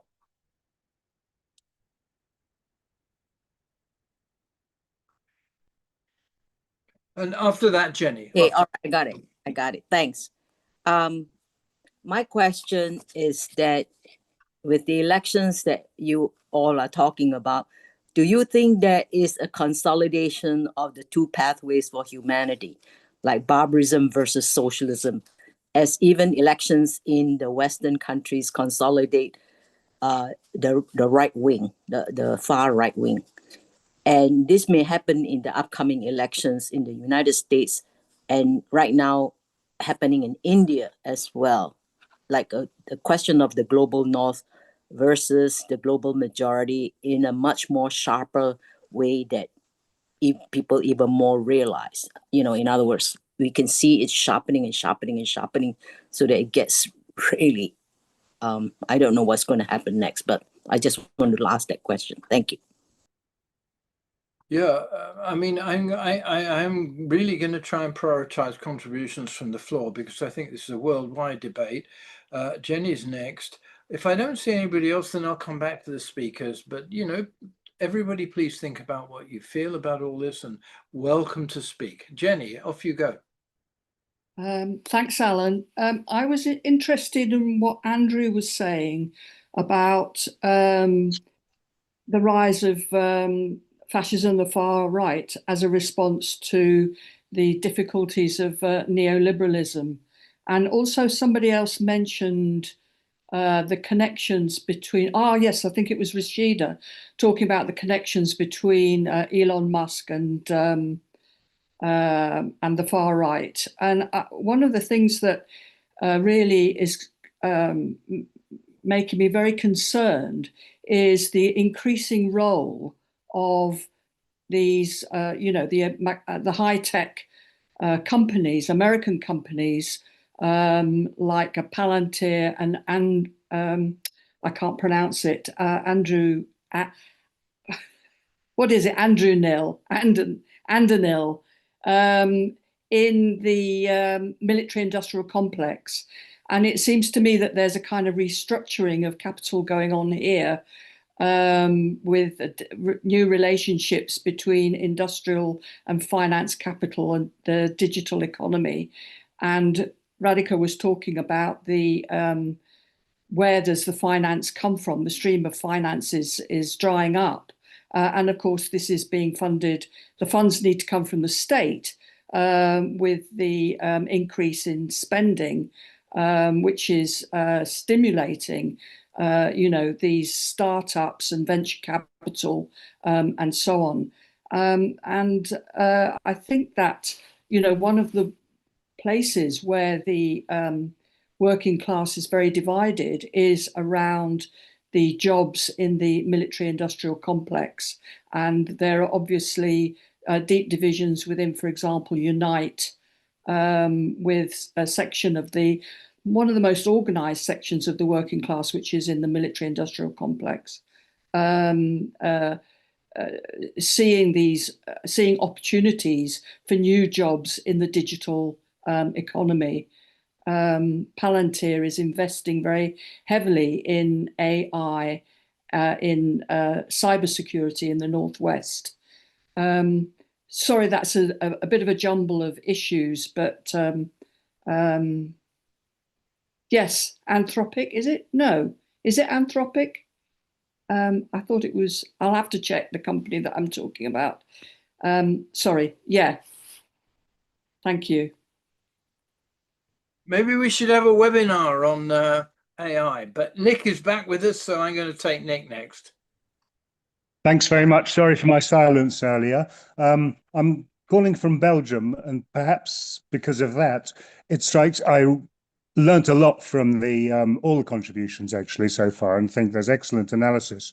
One point I wondered about is there seem to me to be very great similarities between the challenges facing the working class in different European countries, at least, possibly in North America as well, and a lot of similar issues affecting politics, like the positive role of the anti-genocide and pro-Palestinian movements. Actually, there's too many to list, too many in common. I wonder, is there enough exchange between left organizations on their varying successes and lacks of success in different countries in Europe so they can exchange lessons on it? I mean, I'm thinking, of course, of France, of Germany, also here in Belgium, where there's a particularly successful PTB, Workers' Party, but a lot of other countries too. Are there enough structures to support that? That's my question, really. And would that be an important, useful thing? Well, I think we're at the point where we probably need to go back to our speakers. But on the point that Nick just raised, I mean, I've just been recently engaged in a discussion with some French communists who are closely linked with France Insoumise. And we have very good contacts with Italian leftists. I have to confess that since the days of the German Greens, I've been engaged with them, in some cases with some success. In some cases, I'm not happy with what they've done, and particularly not with the military militarization of Joschka Fischer and so on. But I think the Greens are at a crossroads. So there are two issues that I hope that the International Manifesto will take on board. One is, what is the relationship between the left and the various European countries? And I really hope we'll be able to organise some event on that. And the second is, what is the fate of the Greens? Are the Greens really as bad as the German Greens? Let me put it that way. And is there a way in which a left Green movement may be a constituent part of the reformation of the left, which I think Keith raised very aptly and in very interesting detail in his analysis. So I'm going to leave it at that, and I'm going to go to our speakers. I can't see any better order to go than the order in which we took them. So Andrew, may I surprise you by saying, can you go first? No, that's absolutely fine, Alan. I was thinking actually in one of your remarks, you sort of encapsulated some of the problems that we face by reminding us of Robert Blatchford, because I mean, he was a visionary writer. I think Merry England is probably the most popular socialist book ever written in England, and certainly he was involved in the Clarion cycling clubs, which it was part of which I think German SPD probably developed even more, of a working class movement that encompasses all aspects of society and all aspects of interest. At the same time, he did make his daughter play Rule Britannia on the piano every night during the Boer War. So that was the problem of social imperialism, which continues to divide the movement now as it did then. One of the contributors, one of the comrades, mentioned the difficulty in Unite, a union I had a long, close association with, over the, it's supporting increased defence spending.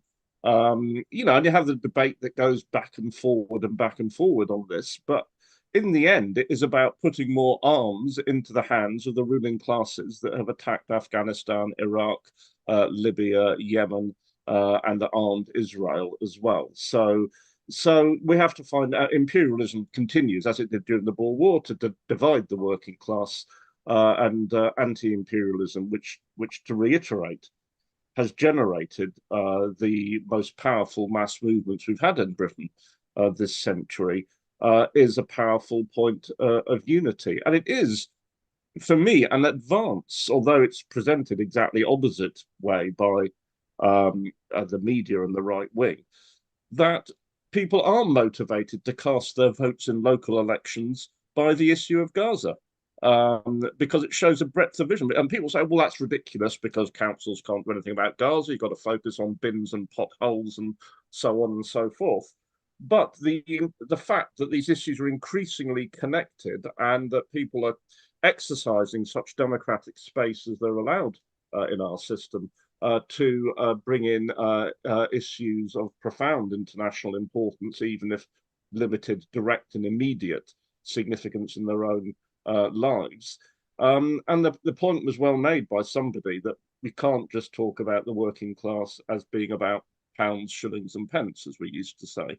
It has a far broader capacity. And I noticed this in debates within Corbyn's team around Brexit. I'm not going to talk about the substance of Brexit, but they had a tendency, the sort of liberal end of Corbynism, to address the mainly, not entirely, mainly more better off Remain supporters in terms of values, and the values represented by European cosmopolitanism or whatever, and then try and buy off the working class voters who would be unhappy with this because they voted Leave, with an economic offer, like they had no values to appeal to.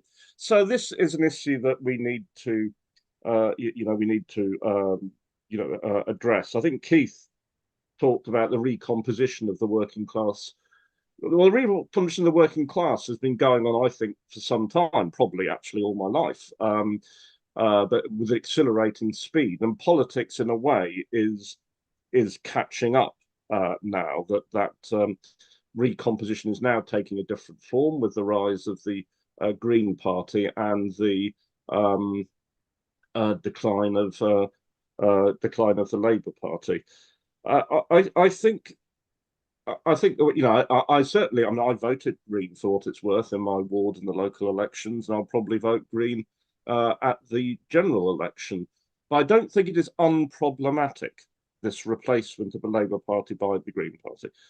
The Labour Party, for all its weaknesses, historic weaknesses, was a product of the working class movement and organically connected to it. Those connections have become attenuated over the years, but that is still true. And our vision for class alignments in a battle for socialism was the working class leads, and it drags along behind it at least elements of other classes.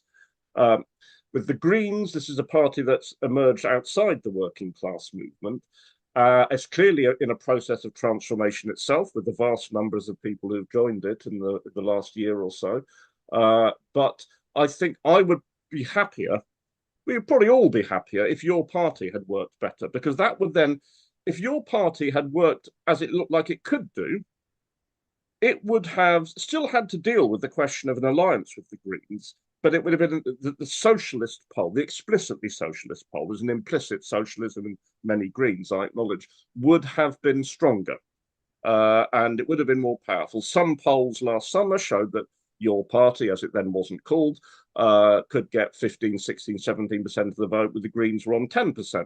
You'd still have had to lie, or you'd be eating each other up in the first past the post system. But the socialist poll would have been stronger. Now, I know many, if not nearly all, the people who've been involved in the Your Party thing. Many of them are old and close friends of mine. I think they have a disastrous weight of responsibility for the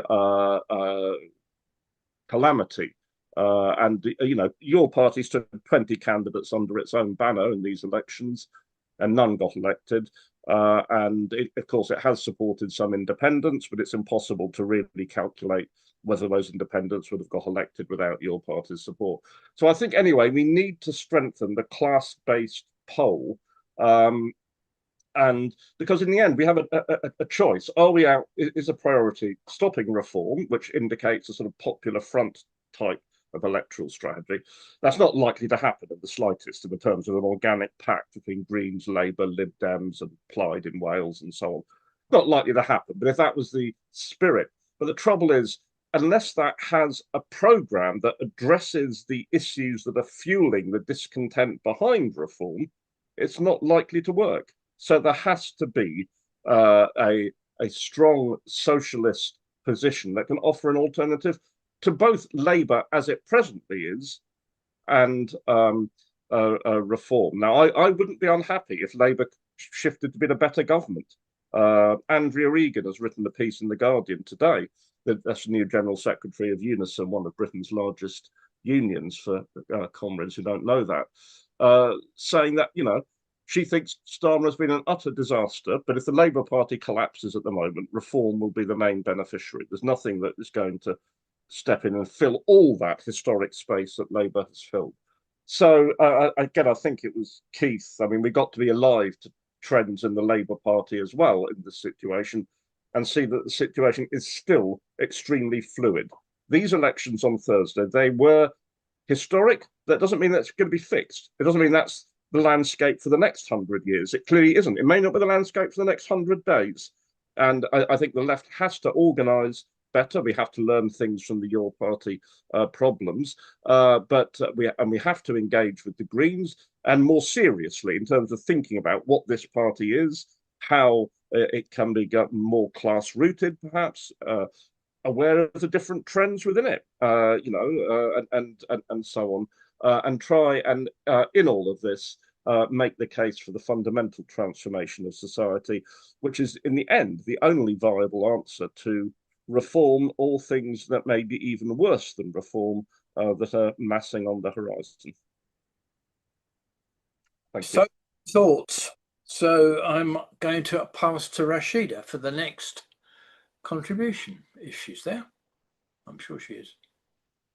I wasn't able to make a note of all the comments, the questions. If you do you want to just do a high level overview of what I need to answer? Can you remember, Alan? Rashida, just go ahead. I am going to take a comfort break. I'm very sorry about that. So keep going. All right, okay, fine.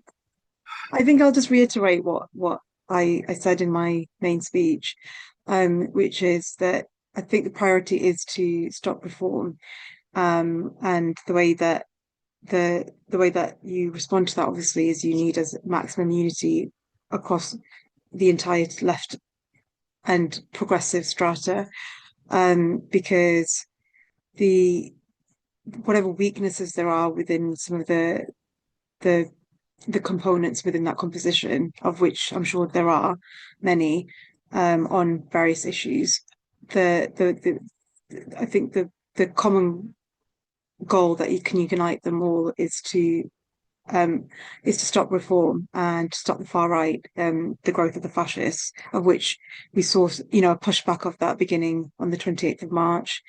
And I don't think you can downplay that, because it just meant that we can outmobilize the fascists on the streets, and we have to keep coming out, and not give credence to any of the actors within the far right ecosystem, the milieu of that. The Greens, the issues with the Greens, I'm not going to get into, but I think what's worth highlighting is the example in, because I just don't, I think there are some, the Greens are a hodgepodge of like lefties and sort of small c conservatives. So there is that tension, and it will play out in certain areas.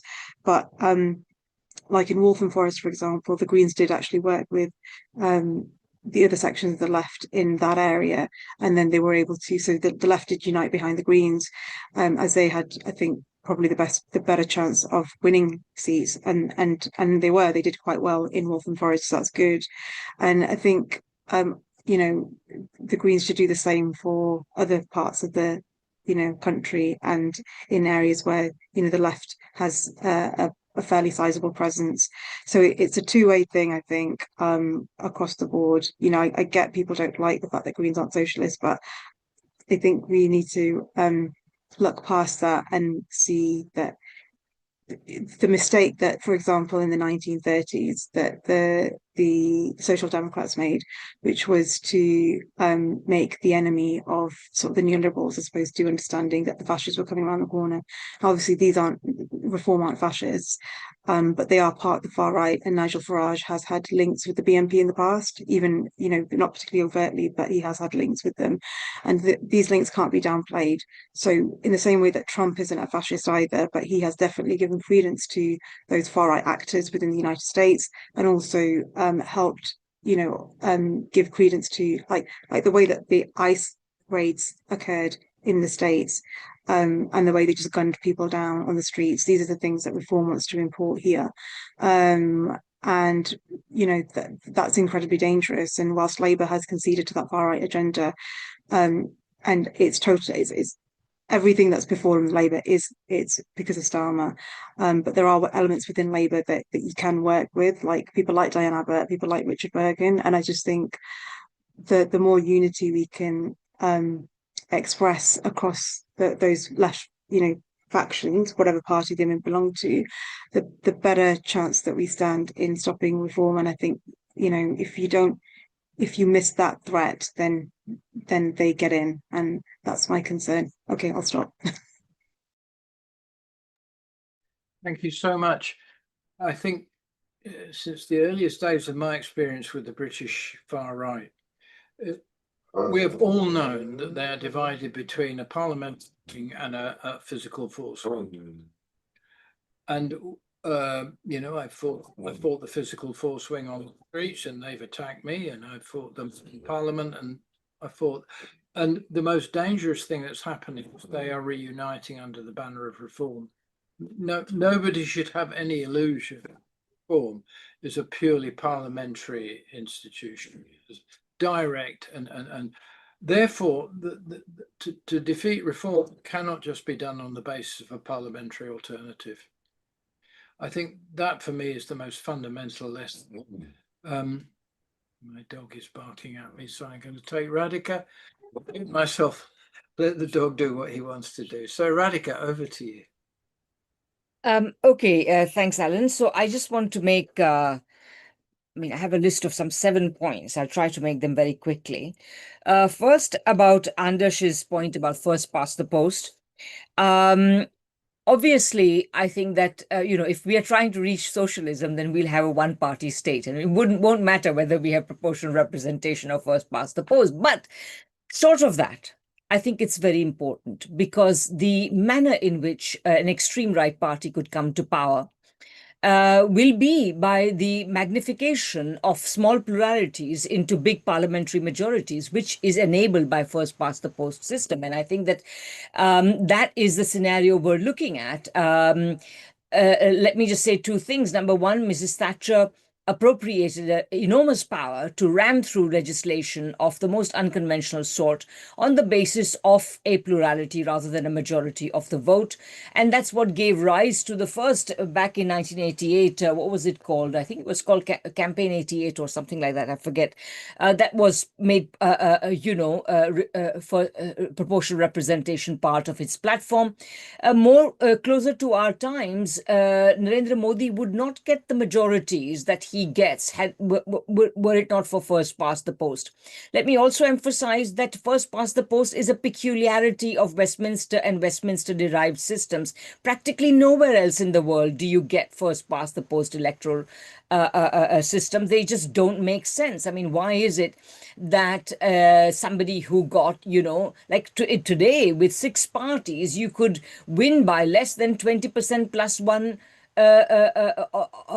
vote in your constituency? This simply doesn't make sense. So that's one thing. Secondly, on fascism and the working class, I'd just like to say that a lot of the left literature that was published about fascism came out in the heat of the moment, came out in the 20s and 30s by, written by brilliant people who were observing what's going on. But later research seems to demonstrate that fascism emerged as a result of the defeat of the working class, not the strength of the working class, something we have to bear in mind. There's also the issue that fascism emerges at a time, or emerges when the ruling class feels there's a crisis. Whether there's a real crisis or a perceived crisis may not matter as much. And thirdly, I would say that fascism is a permanent threat in any context. Look, if you don't have democracy, then you don't need fascism. You can have ordinary authoritarianism. But the moment you have universal adult franchise or even universal male franchise, the prospect of fascism emerges. And I would just like to point everybody's attention to Marx's discussion in the 18th Brumaire of an outfit called the Society for December the 10th, which allowed Louis Napoleon to gain power. If you read his 2 or 3 pages of description of this organization, you will be in no doubt that it was a fascistic organization. It was a fascist organization before we began using the term fascism. So I would say that that's a permanent feature of our system. It will, and especially the more capitalism creates inequality, the more precarious its ability to maintain legitimacy, the greater the temptation it is. And when you have great inequality, the legitimacy of the ruling class is much more in doubt. Thirdly, I'd say that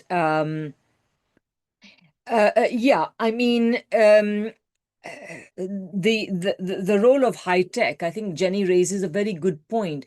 I think that it's, we are sold this idea of high tech as some kind of revolutionary force. It's like the 4th industrial revolution. There is nothing 4th industrial revolution about it. The overwhelming majority of the investment that is going into AI is of a speculative character. They are selling you the fiction of artificial general intelligence in the name of getting vast subsidies, tax breaks, and of course, providing some sort of outlet for vast amounts of capital that's sloshing around the system, looking for some kind of outlet, which they are not going to get, but that's what is tempting them. So that's the next thing I wanted to say. I guess just one other point, which is, yes, somebody raised the point of how how we are to get ready, etc. I think that we don't sufficiently on the left appreciate how sick capitalism is. I think that the possibility that we will, whatever it may be, good, bad, ugly, which it's bad and ugly, but it is our economic system. If even this economic system collapses, we are going to be in even deeper trouble, and we need to be prepared to take over and run it soon. I think this is the real challenge. While I agree that and appreciate the centrality of moral issues, I'm certainly am glad that vast numbers of ordinary people are motivated by the outrage of Gaza to do something about it. At the same time, we're not going to get very far unless we have a decent economic plan, and a decent economic plan, barring redistributive social democracy, and that too mildly redistributive social democracy, has never been a strong part of the Western left generally. And I think this is an important problem that we have. That's it. Thank you.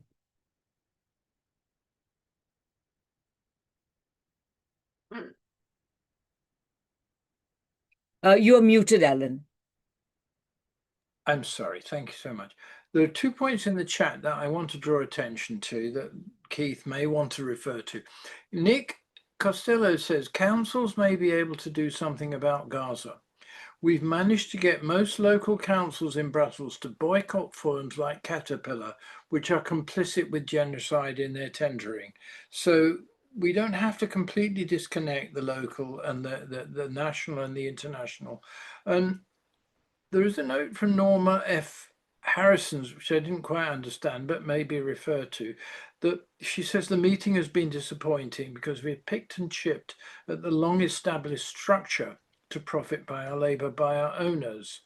And I wonder if we are actually going beyond that. And 2 points I just want to make, which is that if I've learned anything from my work with Tony Benn and my work with Ken Livingstone, it's number one, if you're not prepared at any moment to take power, you're not socialist, you're just utopians.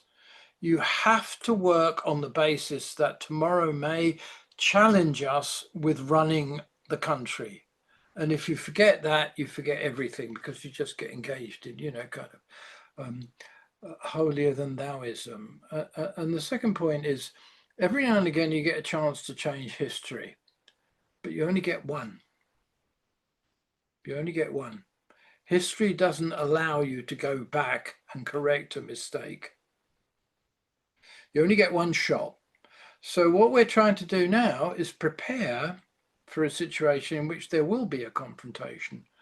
There will be a confrontation between the growing forces of fascism and the left will get one shot. You don't get the chance to experiment. You have to get it right. So what is the task of left unity? Is to engage in a process of discussion which involves mutual respect, understanding, and agreement on principles that allow you to move forward to be able to take power, not necessarily knowing everything that has to be done, but doing enough to carry the working class with you. That's a big challenge, and I think Keith is the right person to address it. That's why I suggested Cuba. Right. Okay. I'm not sure that in the time available I can address those issues. I will try and be brief, as we've just gone over the 2-hour time limit, and I very much agree with Chairman Mao's point that meetings should not go on too long. Just to run through, just to pick up on a few points, just to clarify one point, I was the person who referred to Russia. I referred to it as being an insane drive by the Starmer government to go to war with Russia. I don't see how that can be construed as suggesting that in any way Russia is a warlike country or an aggressive country. And for the record, I didn't say that. issue was raised as to what extent Kim raised the point about whether the elections reflect the old question that was posed of socialism or barbarism. I think that the question of socialism or barbarism is a perennial one, and I think actually it if anything it no longer describes the situation we face. It was a correct point to make at the time it was, but really what we're talking about now is actually more serious than that. We're talking about socialism or extinction. If one looks at the threat of nuclear war, if one looks at the climate crisis, and so on. So yes, just as the electoral process reflects the trends in society as a whole, that also finds its electoral expression. The problem we have, and that we're attempting to address here, is that whether we call it barbarism or extinction, the scales are too far weighted in that direction at present and not in the direction of the alternative, which is socialism. Which really brings me on to actually points that Andrew made in his summing up. And I almost entirely agree with everything that Andrew said there. And I would just underline that of course we would all have wished for things with your party to develop in a different direction and a different way that they have, and it would have been much better if a strong socialist-oriented your party had developed and had then been able to construct some kind of principled alliance with the Greens and other progressive forces, rather than have much of that wave that was represented by your party and by the Corbynista movement in general going into the Green Party. But that's the situation where we find ourselves now, whether we like it or not, and that's where and it's from there that's what we have to analyze and decide our strategy and tactics going forward from that point.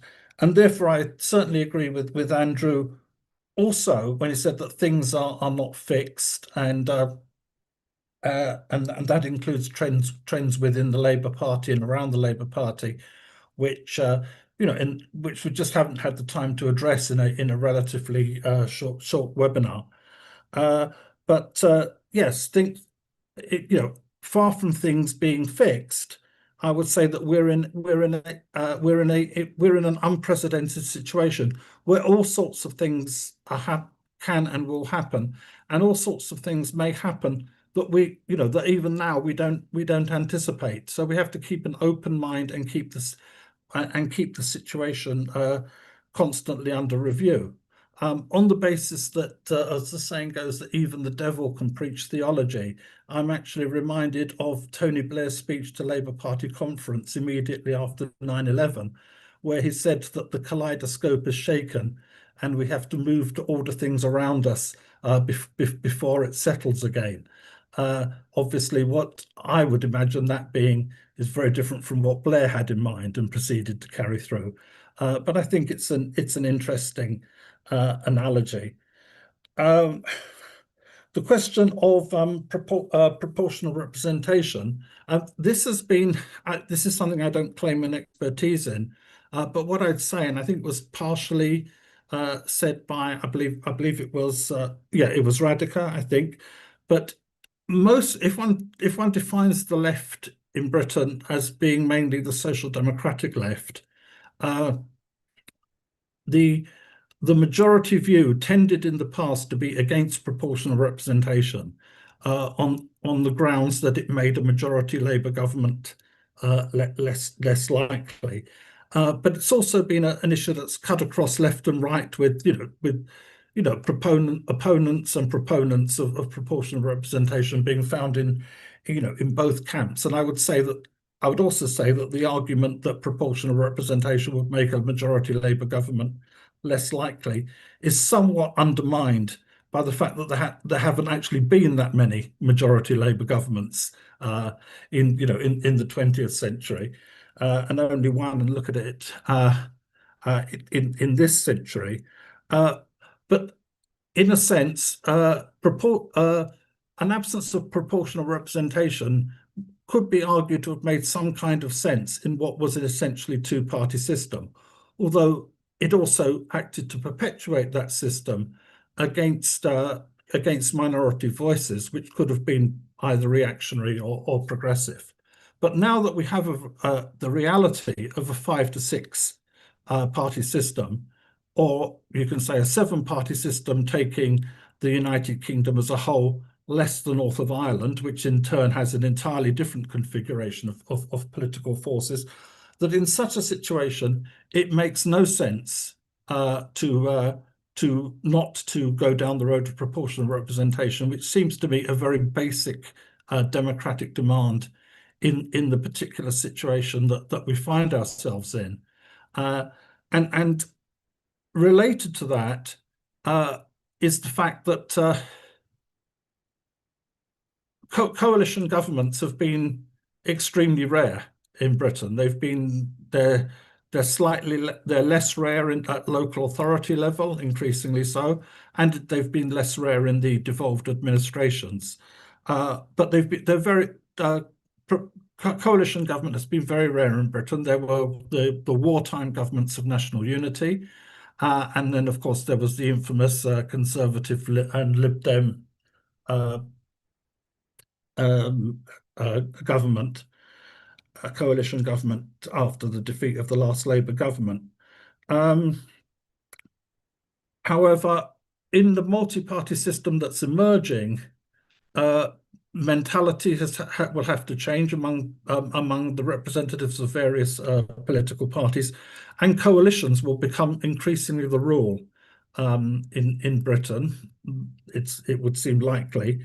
And that in turn is related to the question of proportional representation.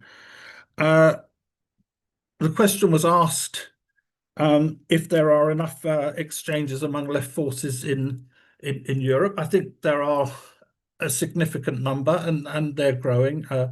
Mention was made of the Workers' Party of Belgium. We know that Jeremy Corbyn has been over to speak to them.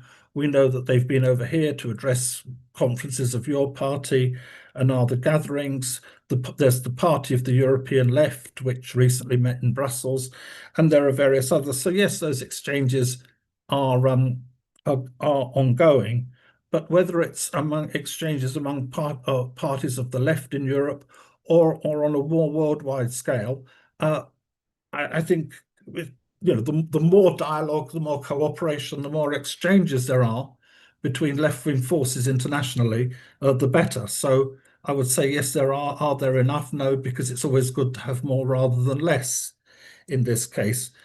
And the other question that Alan picked out from the chat, also from the comrade in Belgium, I think it's obviously the case that what can be done on Gaza or other issues at local authority level is limited, but it's not negligible. I mean, I live in Lambeth in South London, and I was so pleased to see the Labour Party defeated in this area for many reasons. But one was the way that they removed the whip and drove out councillors who took a stand in support of Gaza, using the utterly specious excuse that there was no place to discuss international affairs in a local authority. But that hadn't stopped them from passing motions on Ukraine and flying the Ukrainian flag from the town hall in Brixton.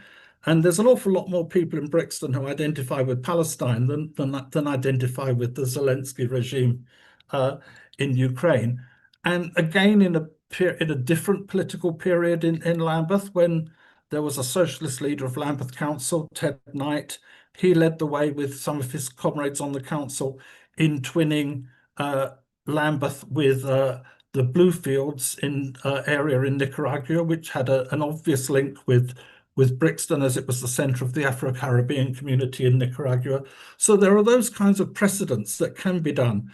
There have been good comrades in Brent in North London who have been trying to, and have actually succeeded, I think, in twinning Brent with Nablus on the West Bank and so on. And the ruling class does regard this. It's difficult because the ruling class sees it as a threat. But if the ruling class sees it as a threat, then we should see it as important. And what I'm talking about here is the attempts that are being made. I'm not quite sure what level they're at, but I think they're quite somewhere down the line to actually make the BDS movement on the part of local councils with their pension funds and so on, which would involve them withdrawing from any investments that fuel the genocide in Gaza or prop up the Zionist regime. But you know, this actually is an area of struggle, and it's not an area of struggle that is alien to a lot of the electorate, because, you know, as Andrew has pointed out in various articles, it's, you know, there has not been a movement in British history that week after week, month after month, over several years now, has brought hundreds of thousands of people onto the streets, as has happened in the case of Palestine. So I'll conclude with that. I've already talked too long. You cannot speak too long, Keith. I think this has been a marvelous discussion. I'm going to close it now, of course, but I want to kind of make some remarks on what we can now do. And I think that the basis of what we're trying to do is two things. One is to try and create some basis of reconstituting the international unity of the working class. This particular webinar was focused on the situation in Britain, but most of the webinars, as I remarked at the outset that we do, are connecting what happens in Britain to what is happening in the global south, in China, in Russia, and Iran. And the world that we live in is being changed by the struggle in those places. So the primary challenge that I believe faces the left is how the left, or how the working class in general, responds to what its sisters and brothers are undergoing in the remaining, in the countries which up until now Britain has dominated. And what we're facing is the end of British dominion, the end of US dominion, the end of European dominion. That's the reality of which what we've been discussing today is actually just a reflection. So that the question that then arises, what is the basis of the unity of the left? And there's a long-standing debate which has polarized British politics since God knows when, as whether you start working out who is the left on the basis of what you do for the people in your own country, or whether your international solidarity with the people of other countries is the deciding factor. And I think we're entering a new world. I think we're entering a world in which the deciding factor is your relation to the people of other countries. And that's a very difficult understanding for the left in Britain to get to, because it's never been there. Social democracy is fundamentally based on paying the working class on the basis of what it's earned abroad, and it's been a long 2-century battle to overcome that. But the model of paying for what we do for our own workers on the basis of exploiting foreign workers is over. So the basis of left unity, which is the other thing we're discussing, has to be what is our attitude to what our own government is doing abroad to the people it is killing, or the people it is allowing other countries to kill, starting from our airfields, our military apparatus. That was one of the deciding points in the 29 points which the communists laid down when the Communist International was formed. You have to begin from being active against what your own government is doing to people abroad. And if the left can be reconstituted in Britain on that basis, and I believe it can be, then this discussion will have started a new phase in British politics. So I'm going to say thank you for everybody. I'm sorry, Norma. I'm glad you raised your hand, but we have to move on, and I hope you will take. It's one line. It's one line. Watch Eco Africa, ECO. It's a TV station that tells us how different we are from a lot of people around the world. It's very hard to comprehend it. But anyway, good luck. Yes, thank you. And on that note, I will end this conference. But thank you so much for the participants, for the speakers, and to everybody. Oh, Radhika, you have to unmute. I see you have your hand up. Yeah, I just wanted to save the transcript. We didn't save it last time. I just say, yeah. No, Don't just turn it off. But Okay. thank you Yeah. all. Good. That's it. You can turn it off now. So I can leave.